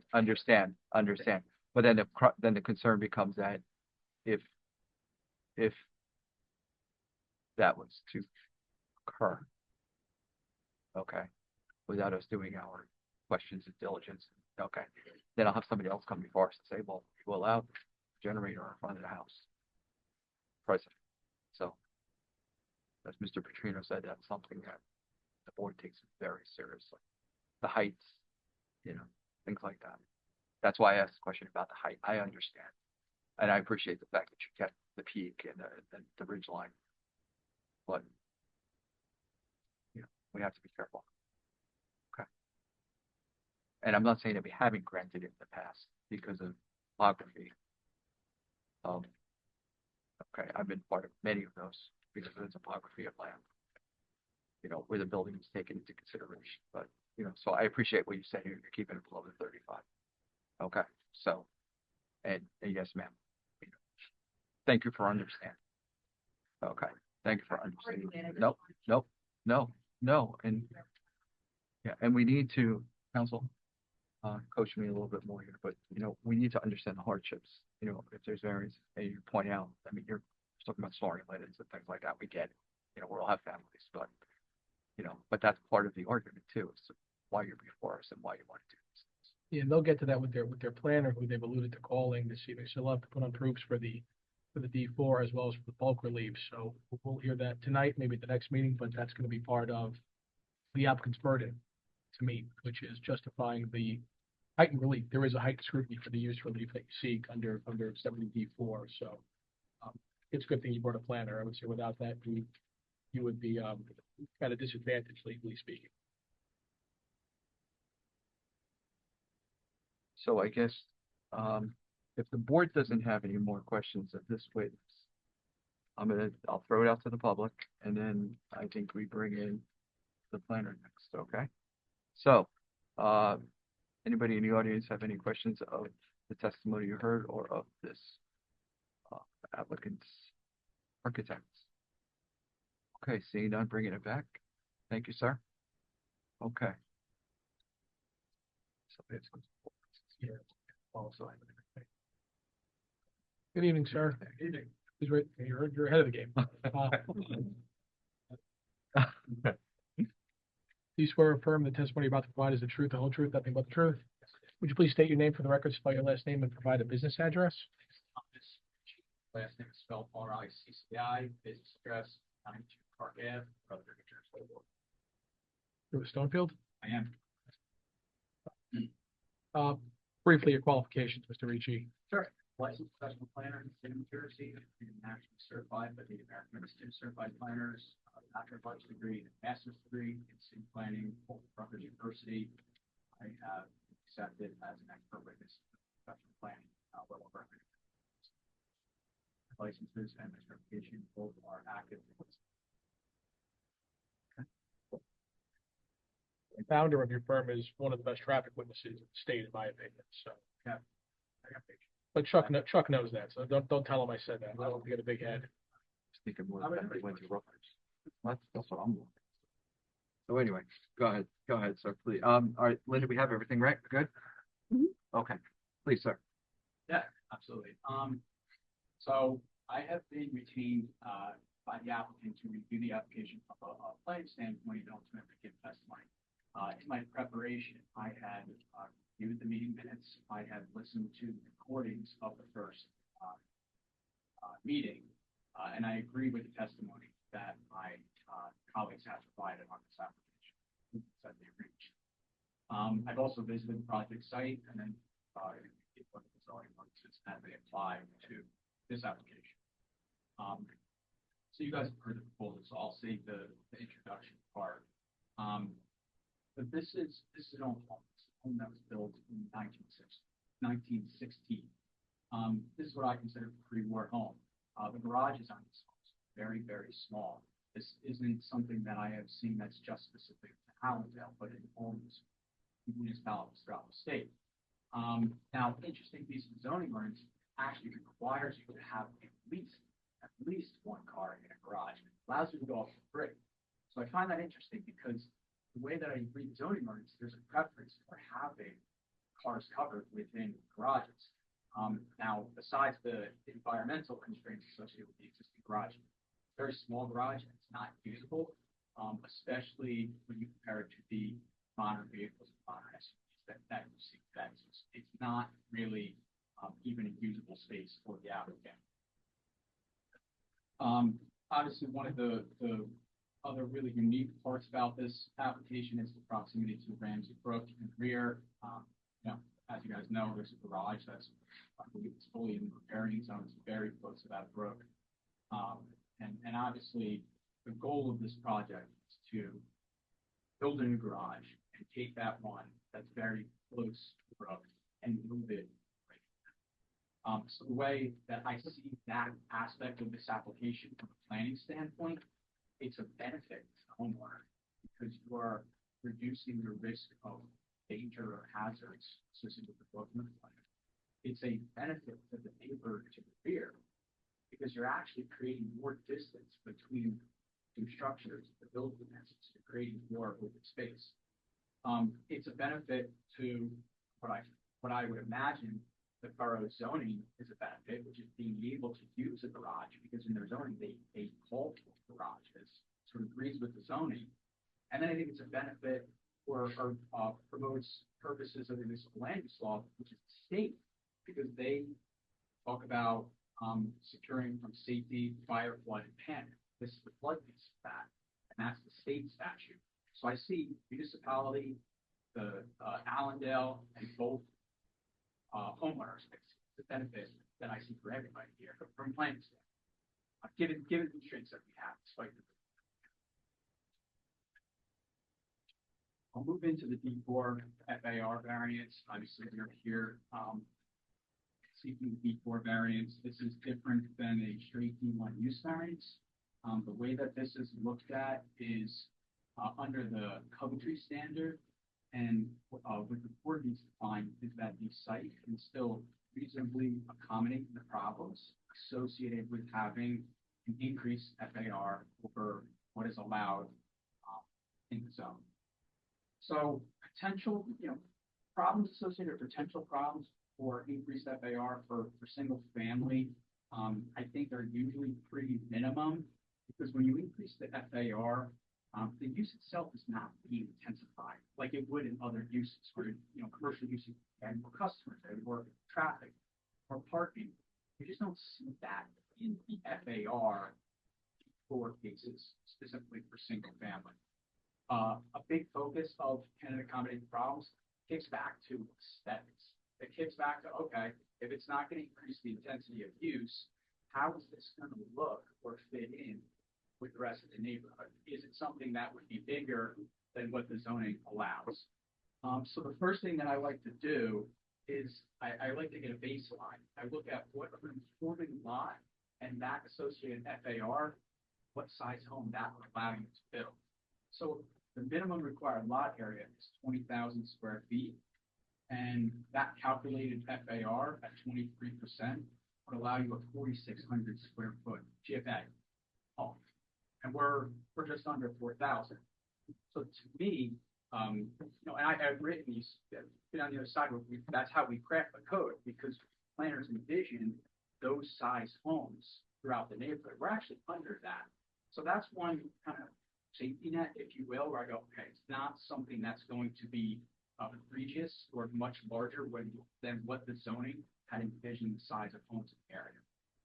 So that's the hardship associated with it. It is on an undersized lot.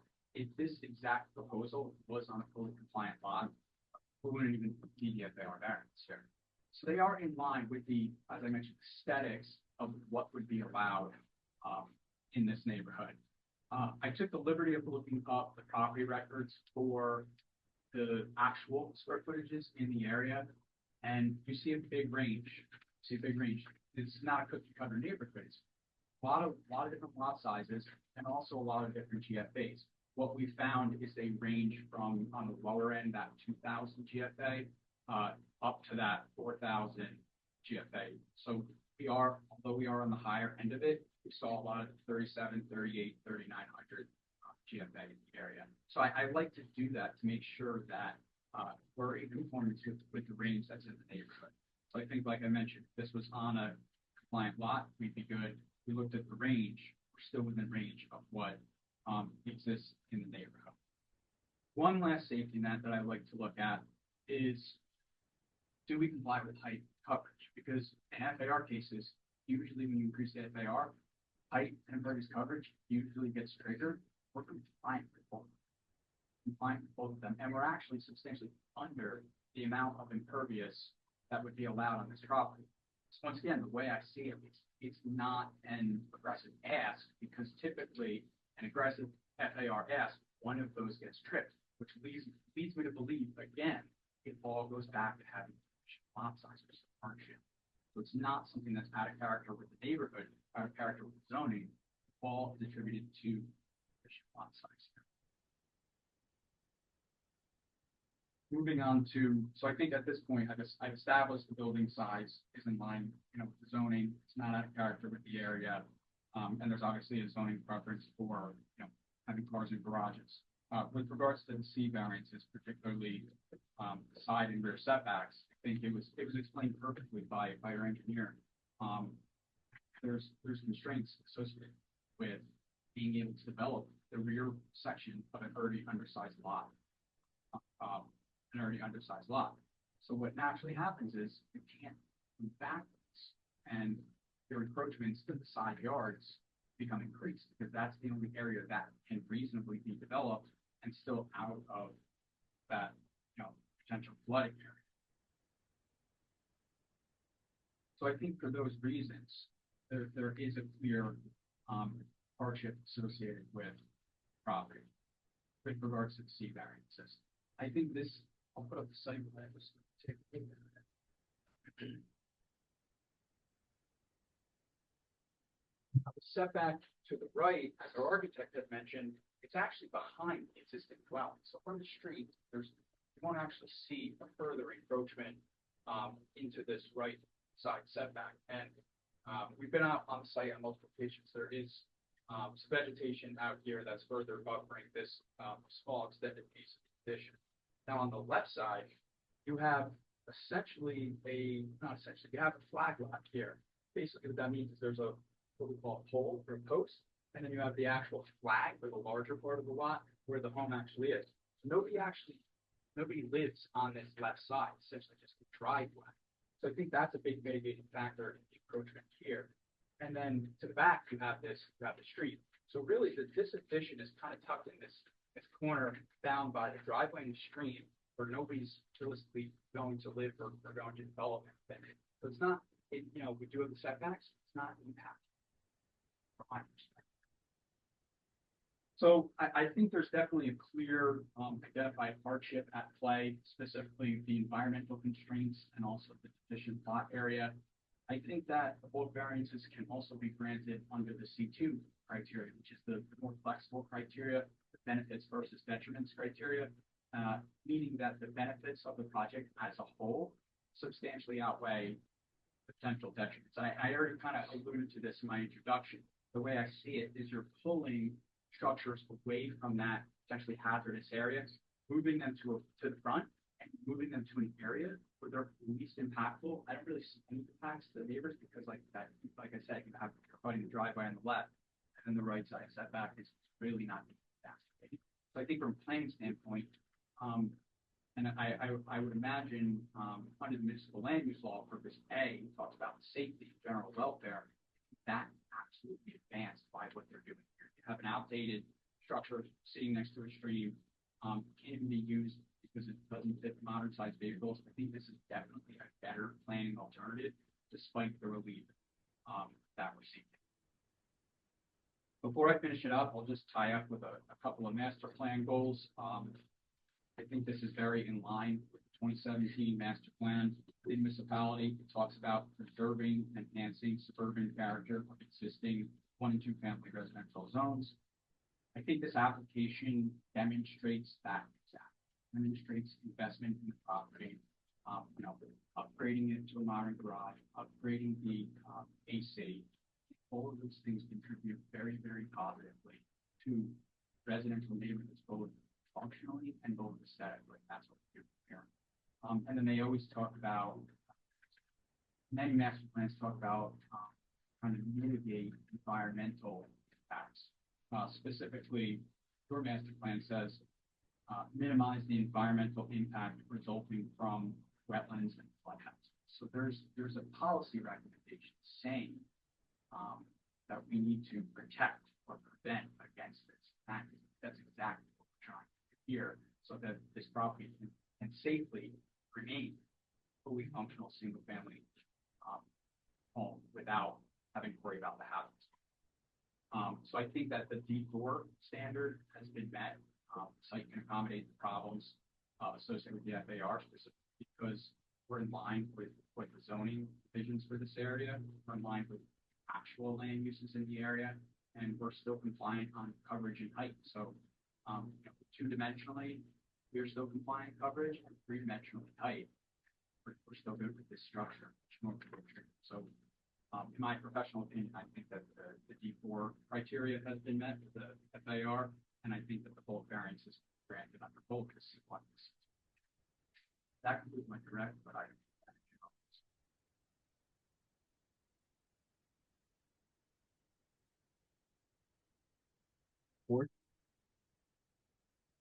I guess, do you think, in your professional opinion, that the impervious wasn't really necessarily triggered because of the conditions that you guys are being held to by your DEP? Because if let's just say for hypothetically speaking, the brook wasn't an issue, do you think that the impervious would be impacted at that point, considering the size of the house, the ratio of the size of the house compared to the undersized lot? Or does it just works out that way? Because I know you mentioned that the lot size is the reason why that's not triggered, but I'm just curious if we, for a minute, don't look at the brook and look at it as a 11,000 square foot building lot. Would that make a difference if that impervious was triggered or not?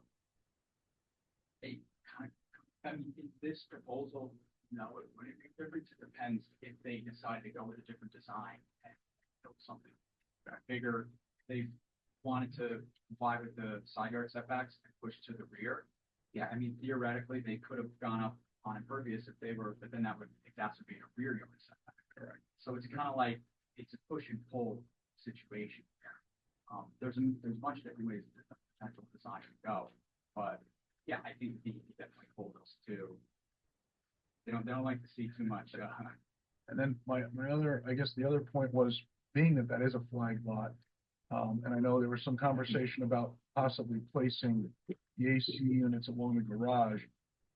I feel like now that you just clarified that there is no neighbor per se there.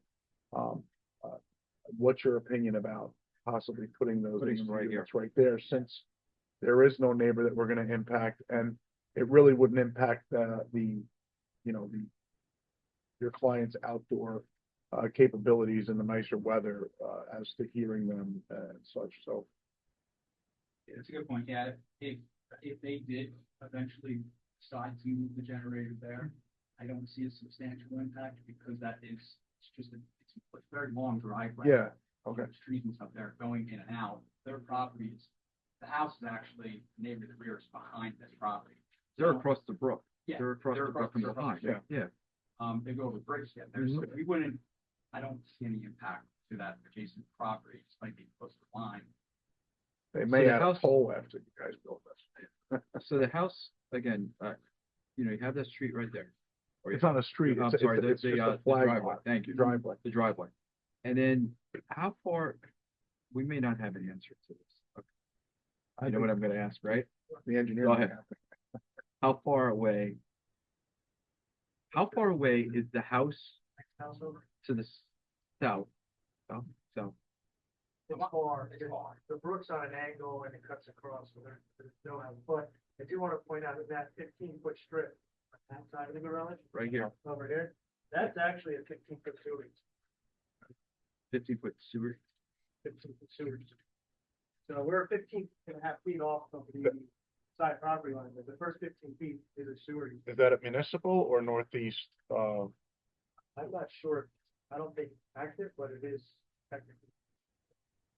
Mike, that we have that? Is that an Allendale easement or Northwest Regional? Thank you for bringing that to our attention. That is illustrated on the survey. I don't know who's gonna debate. There's a sanitary man.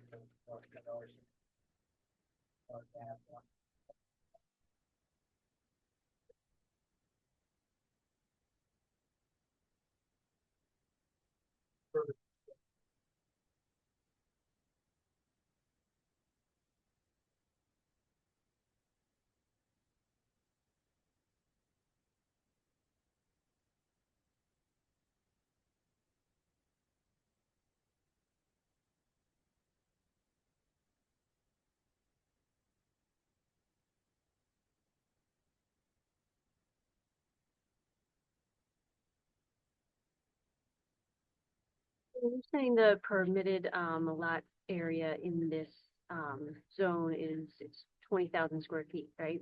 That's correct. And their lot is almost half that, 11,063.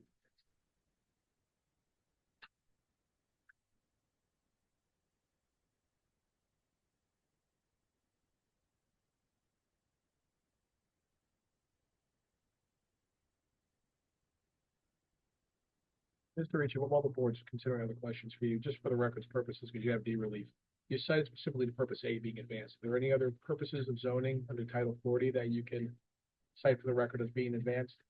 Yeah, and I'll state that. for the record. Yeah, please. A, I think that'd be helpful. Yeah, I think purpose A is advanced, Mhm. just to encourage municipal action to guide the appropriate use or development of all lands in the state. Promotes public health, safety, moral welfare. And then I think purpose B, which is to secure safety from fire, flood, and other natural. Thank you.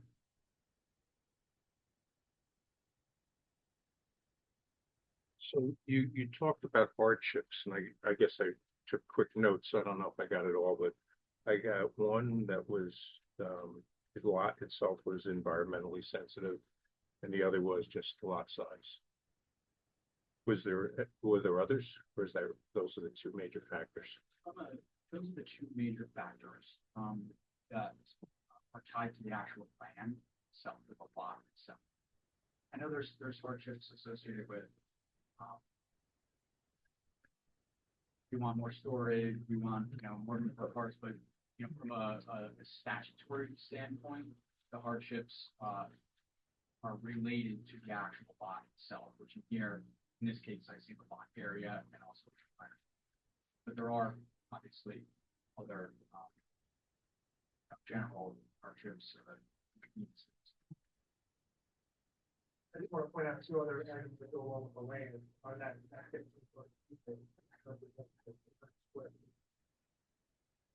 Further. In addition to that, property line's in the middle of the street.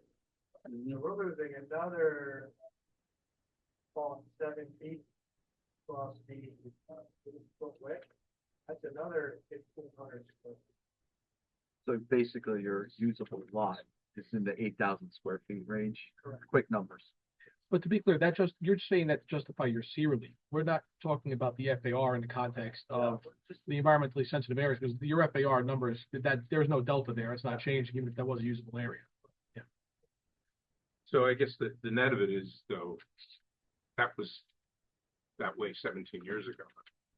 All those factors haven't changed, right? I mean, unless I'm missing something.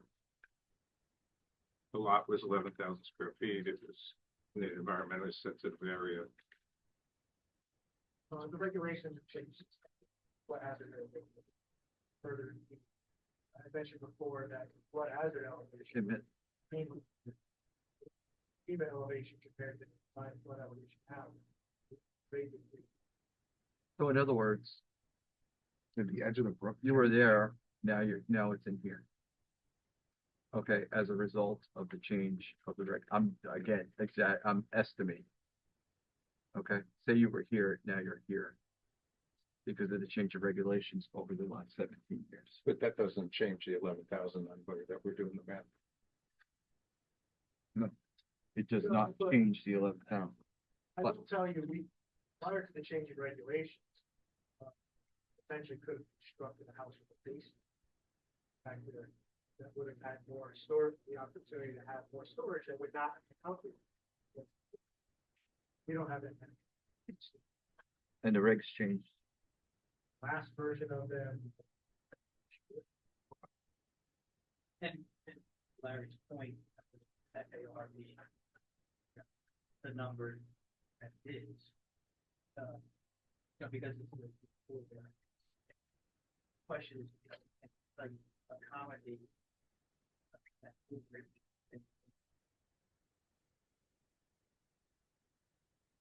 I think everyone realizes that another size lot and it's constrained by a lot of different things. The question is, that proposal exceed the FAR with other things in consideration, like accommodate that.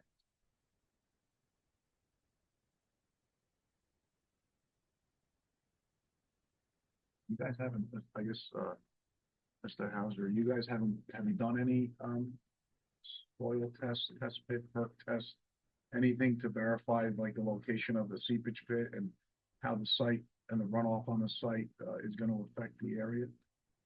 We haven't done any soil testing yet. Increasing impervious coverage is modest. Only increasing it by 2%. Okay. In the event we were to have shallow groundwater or something, which could occur, Potential. we have the opportunity to switch that to shallow. Increasing impervious runoff. And forgive me if it's in the November minutes, but how many trees roughly is going to be affected by the addition? Did you have that? Any? Okay.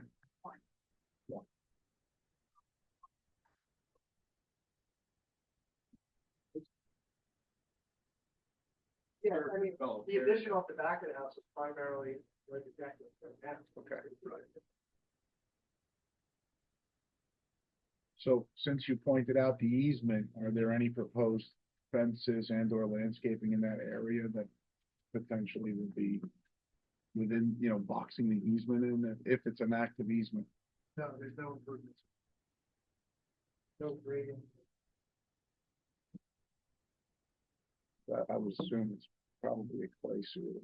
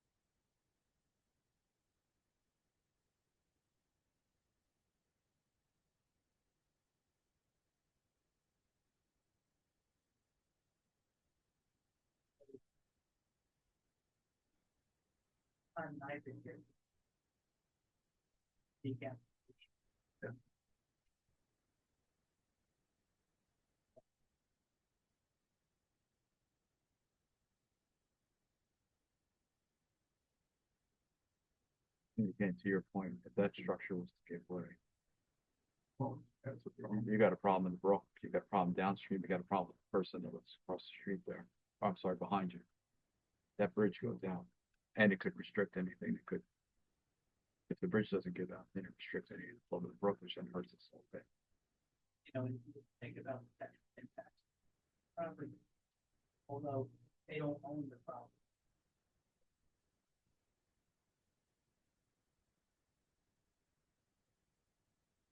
That's how you look at that.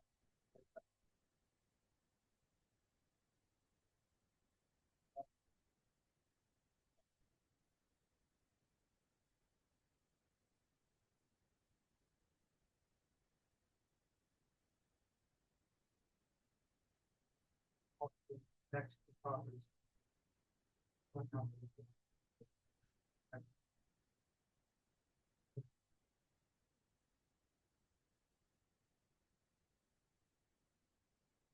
A lot of times you don't glass this way.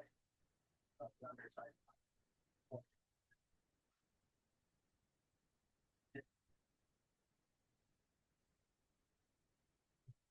Yeah, be a picture.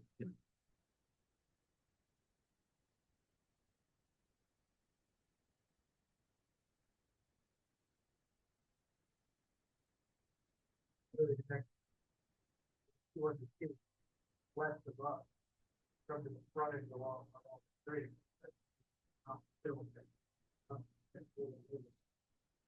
Terms of the aesthetic vision of this town overall, looking at it from the street, from the blocking as if the property was one.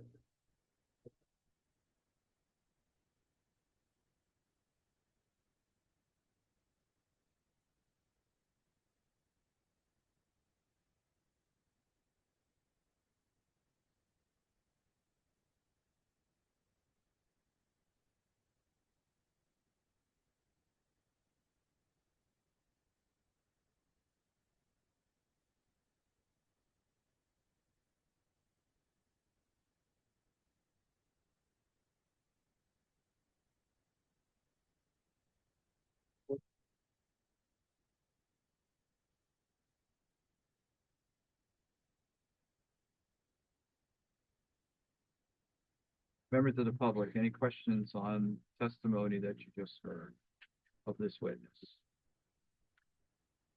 Okay. Seeing none, bring it back.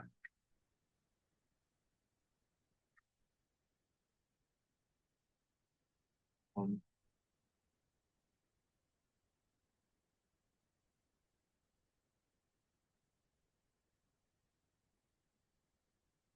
I have to say, I do have a major concern with it as it not the plans where it currently is with the garage. I have to say, so I applaud that, and I understand, what you're asking for here, and I think the planner's comments go far as well. But I'd like to hear other comments. Yeah, I mean, I think they are, I mean, we always look at, we take, into great consideration how it impacts the neighbors, right? And there are none here tonight. Right? So, to the engineer's point, I think that although they don't have control of the surrounding property, it's large enough where there's enough property around them where it creates that natural buffer, but, vis-a-vis the brook and other areas that potentially could be built that can't be built because of the constraints. So I think it is a peculiar application, to Mike's point. Definitely an improvement to what exists there. Yeah, obviously they're gonna have to do something with the garage for everyone's benefit, no doubt. I guess I'm just a little concerned that I'm doing the quick math, we're going from 360 square feet garage to 1,200 square feet, which is what kind of drives the square footage issue. Yeah, So that's kind of the underlying concern. And I've heard some of the comments back and forth about multiple car garage. But I just think it's a lot of space to be adding. yeah. I mean, the thing is that we actually, as a municipality, and Mike, correct me if I'm wrong, but we kind of urged at least a 2-car garage in most cases, right? Again, there is a specific So, section code that requires. right, no more than 3. Yeah. So, I mean, that's the difference.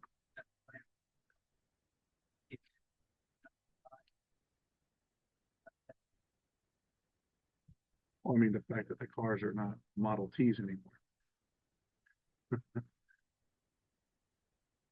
It is going from 364.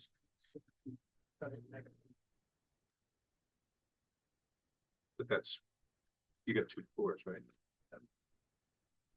Yes. Yeah, that's. Upstairs is smaller. Yeah. Yeah, I would ballpark it. It's about 1,200. This house, I keep hearing 1916, but it isn't registered on any historic, national historic registry, is it, that you know of? None that I. Okay. Washington wasn't in this house? I'm sure he was. I only asked because I was on a board where there was an application with It might be a strategy. a previous board where there was a house that Washington was possibly in. Yeah. Serious. Built around the same time. Okay. Greg, you good? I'm good. Okay. John? I mean, I think it's a lovely plan. I am struggling with the, total square footage. It's a lot, it's a big ask. And it is gonna be problematic, down the road. There's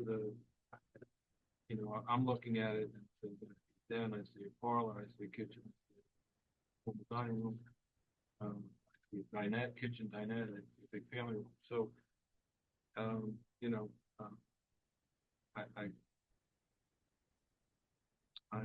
struggling with the amount of square footage, the garage, you take the garage, put it where the old, where, comes up to where the new is within this village, ton of space, that's being asked for here. It's a really strong ask. Total square footage.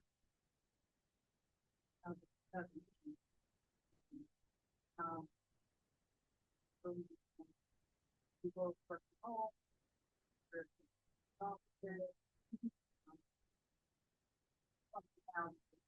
Right, I have to try.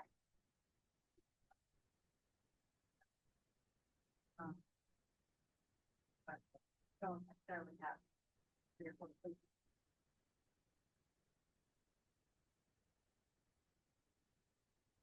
But it's about 4,000 square feet house, correct?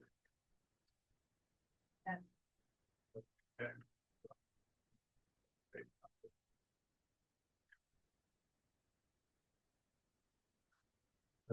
Independent of the garage space.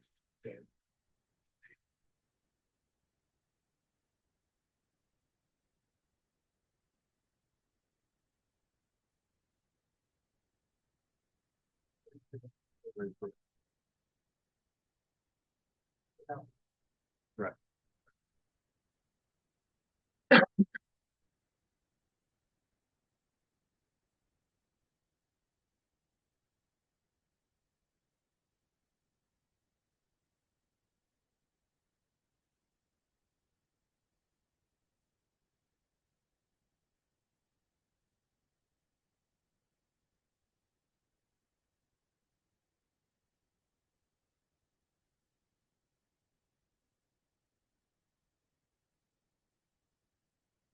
Like I said, I think it's a lovely plan, it's just, it's a lot of, still a lot of house and footprint for an 11,000 square foot lot with, all the constraints you have.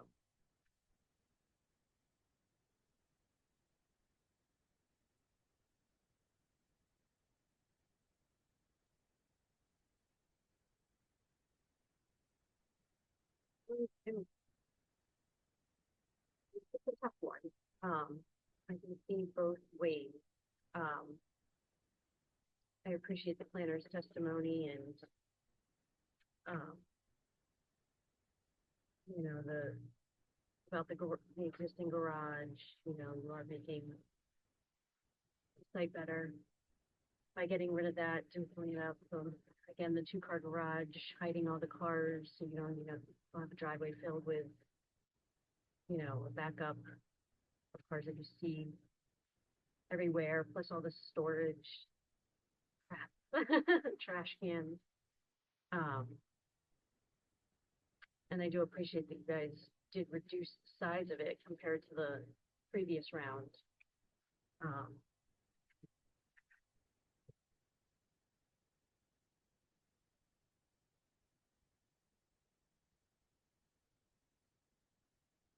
So if you consider the precedent, if you double the size of your lot, that means we're talking about 7,500 square foot house someone would be allowed to build if that was the precedent on a 20,000 square foot lot. It's a lot of house.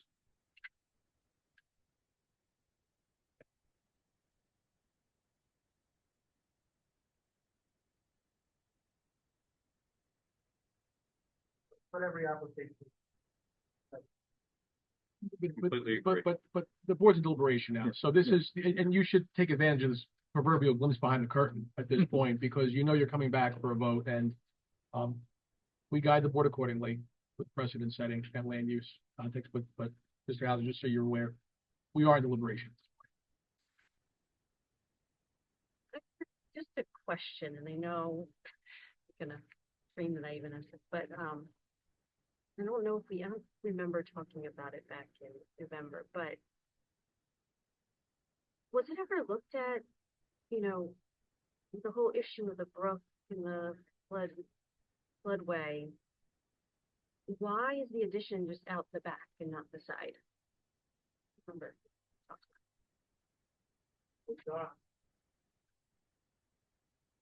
We would not have the ability to have.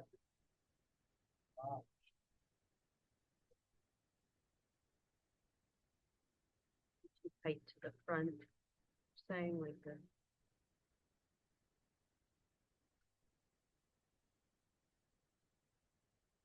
Well, that raises a good point. I don't think we did talk about it. But if you were to pull it forward.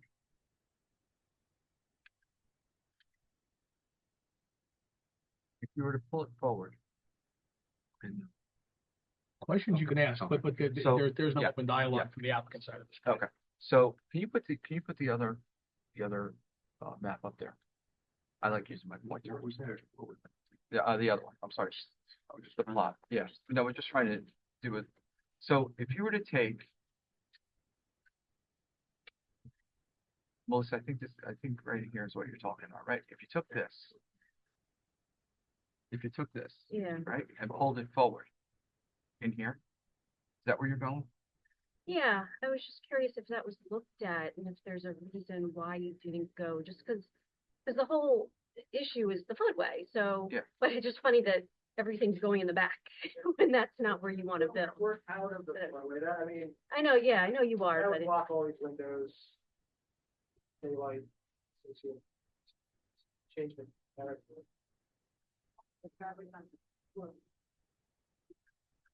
Little bit up.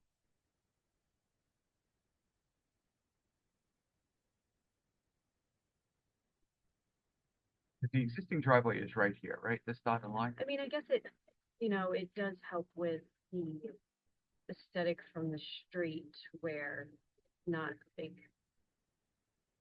monstrosity, it breaks up the facade. I'd agree with But that, setback.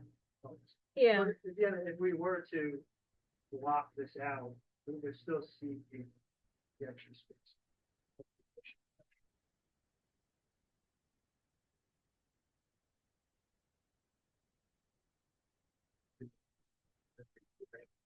Yeah, I was gonna say, what part of that, Mhm. what part of, that is being renovated? Cause I don't think any of it is, There- right? This is all remaining in here. Yeah, so, Addition of the back of the house. yeah, Cost, I don't, at that point, taking the whole house. you're taking everything. Gotta redo Yeah. it. Then we're gonna have a people involved with it.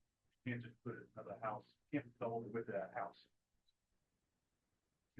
Right, it could be like that, or like that. Yeah.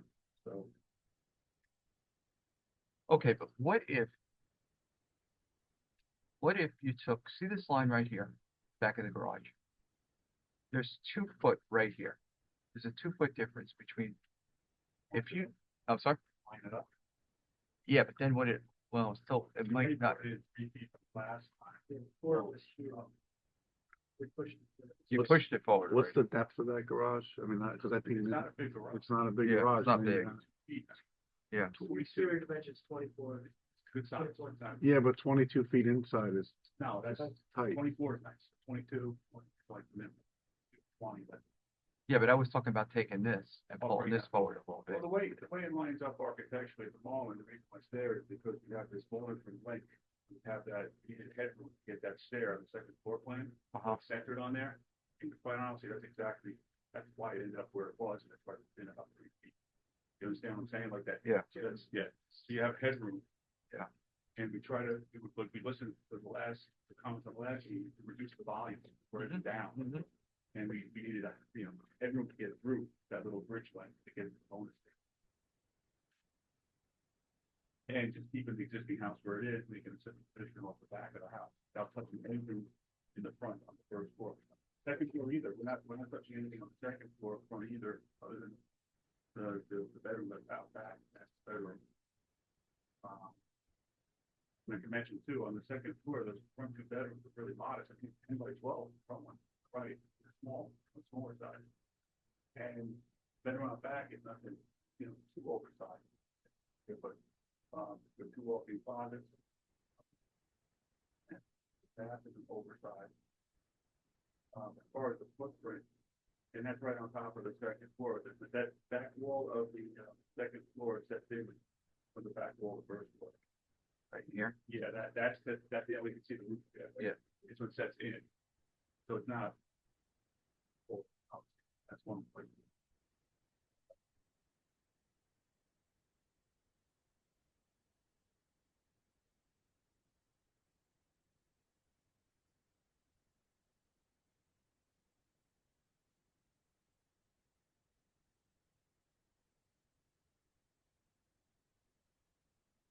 Just so I can understand, and just so I can understand something real fast on your plans, right here. You call out that this area under 7 foot height. Right.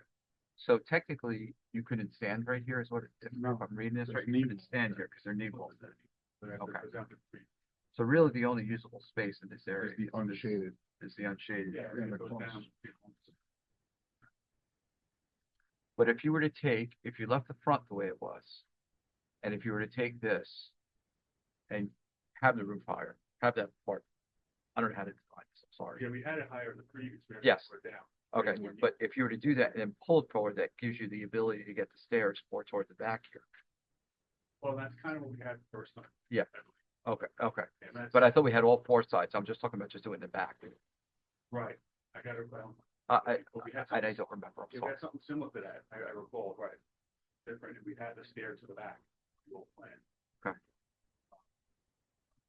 And forward, when the whole structure forward, we were able to reduce it with what plane with 3 dimensions, the whole thing, try and work it in a different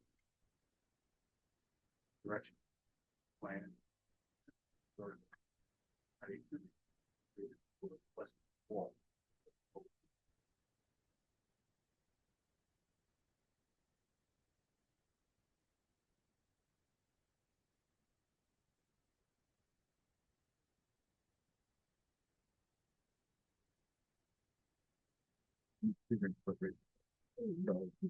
Um,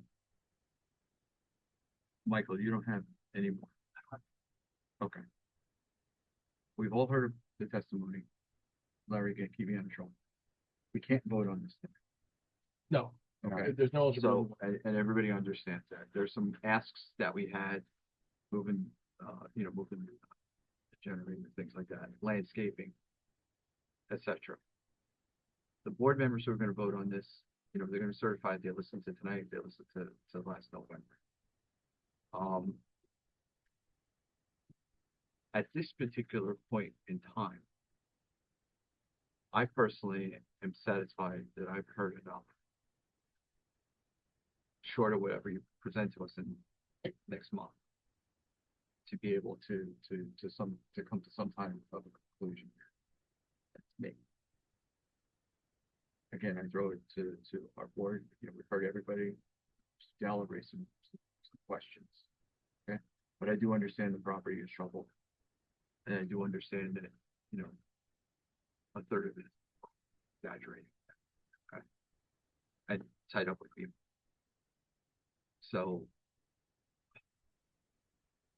we're sitting here, we're challenging you on, could you move this, could you change that? You've already come back and made the modifications based on what we heard.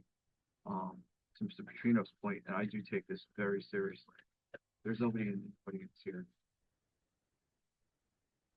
again, giving us any negativity, if you may, towards the application as you presented it today. And at this particular point in time, again, I want to see this next, but I think I've heard everything I can hear tonight. And I ask the board humbly to correct me and counsel. Yeah, I agree. Yeah. I don't, again, moving something here or there, I mean, I don't know that we're gonna, or the client would, the applicant would achieve a whole lot, considering the constraints on the property. So, I'm satisfied as well. So what that does do as an applicant is it puts you in a position of appearing at the next meeting with a fully constituted board, hopefully, or at least enough eligible voters to vote on your application. You put it to a vote. It is up to you whether or not you bring back your witness team or a composition of this witness team, some or others. Certain things seem to have reached complete finality in some groups, so that's your decision. But what would happen at the next meeting is you would come back, you would appear with any witnesses if you wanted to have continued testimony. You're certainly entitled to that. Want to continue prosecuting the case, or just say, I conclude, thank you. Make sure you have enough members up here and you're happy with that quantity and the math involved with the minimum 5 votes permanently required, and the board will vote. And I'm sure that we can probably help you get that to the front of the agenda. This way you're not waiting till 10 p.m. for hopefully what's a 5-minute disposition one way or the other. I'm able to share with you where we have with the generator. Yeah, I think that was the ask tonight was locate it, scale it, and it says fence or shrubs to be proposed, which I think is helpful, but there was some sensitivity. So, if you, depending on how you read the room tonight, maybe bring something and show it. It could be a limited exhibit. You could present it. You can bring Mr. Hauser certainly to present it, but I think at that point it's relatively perfunctory. It can be applicant introduced. I don't think that there would be anything that would come in between now and then. Seem to be. Okay, I really don't. I don't think, otherwise that is giving you a surprise that night. I can't guarantee it, but I don't think that there would be any, as long as the things that Mr. Kelly just laid out would be covered. Okay.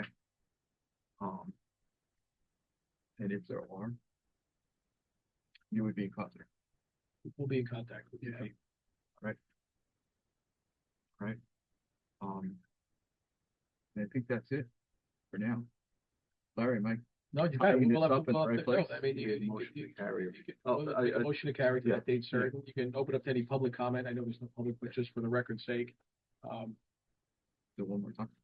Comment, yeah, it was for cross-examination, I think, of the last, we just open it the comment, and then we can close, you make a motion to carry to that next specific date, and you won't need to notice again, you'll just reappear. All right, so anybody in the audience wants to say anything? No? You sure? Are you absolutely sure? Okay. Bringing it back. Motion to carry. next make- meeting. Make a motion to carry, to the next meeting available by, Linda. March 19th. Okay. March Second 19th. it. Linda, I would just, I may be out of line here, but I'm just gonna add a little caveat. I would, I know we have some things on the agenda already. Yeah, they're gonna be moved up front. Thank you. Okay, thank you. Yes. Okay. And if we would just sign the consent to And- continue. And Linda, up When front, done. pardon me for a minute, pardon me for 1 minute. We have Ed next, we have Ed. Okay, so it would be Ed and then, Mhm. okay. Yeah. Ma'am, so that you understand, you heard Mr. Sankis tonight, we have legal things we have to deal with, okay? And then you would come next, okay? And everybody else is gonna hold me honest. Okay, go ahead, all right, so we can have a vote, Do we have to vote on this? I don't think. Just make a motion to carry. You can Okay. do it verbal. okay. All right, all those in favor? Aye. Against? Seeing none, carry. The next one. Right, Thank you. thank you, thank you, Thank you. right? Good thing. No, we thank you. look forward to Thank you. Much later in the night.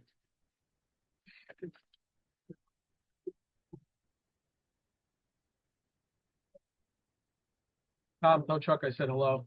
Oh. Tell Sackler, tell everybody.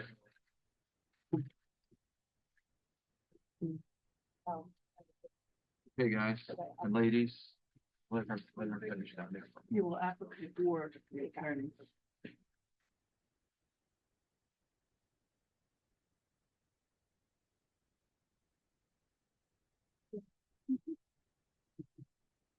Okay, last on our agenda, we open up to the public. Any comments?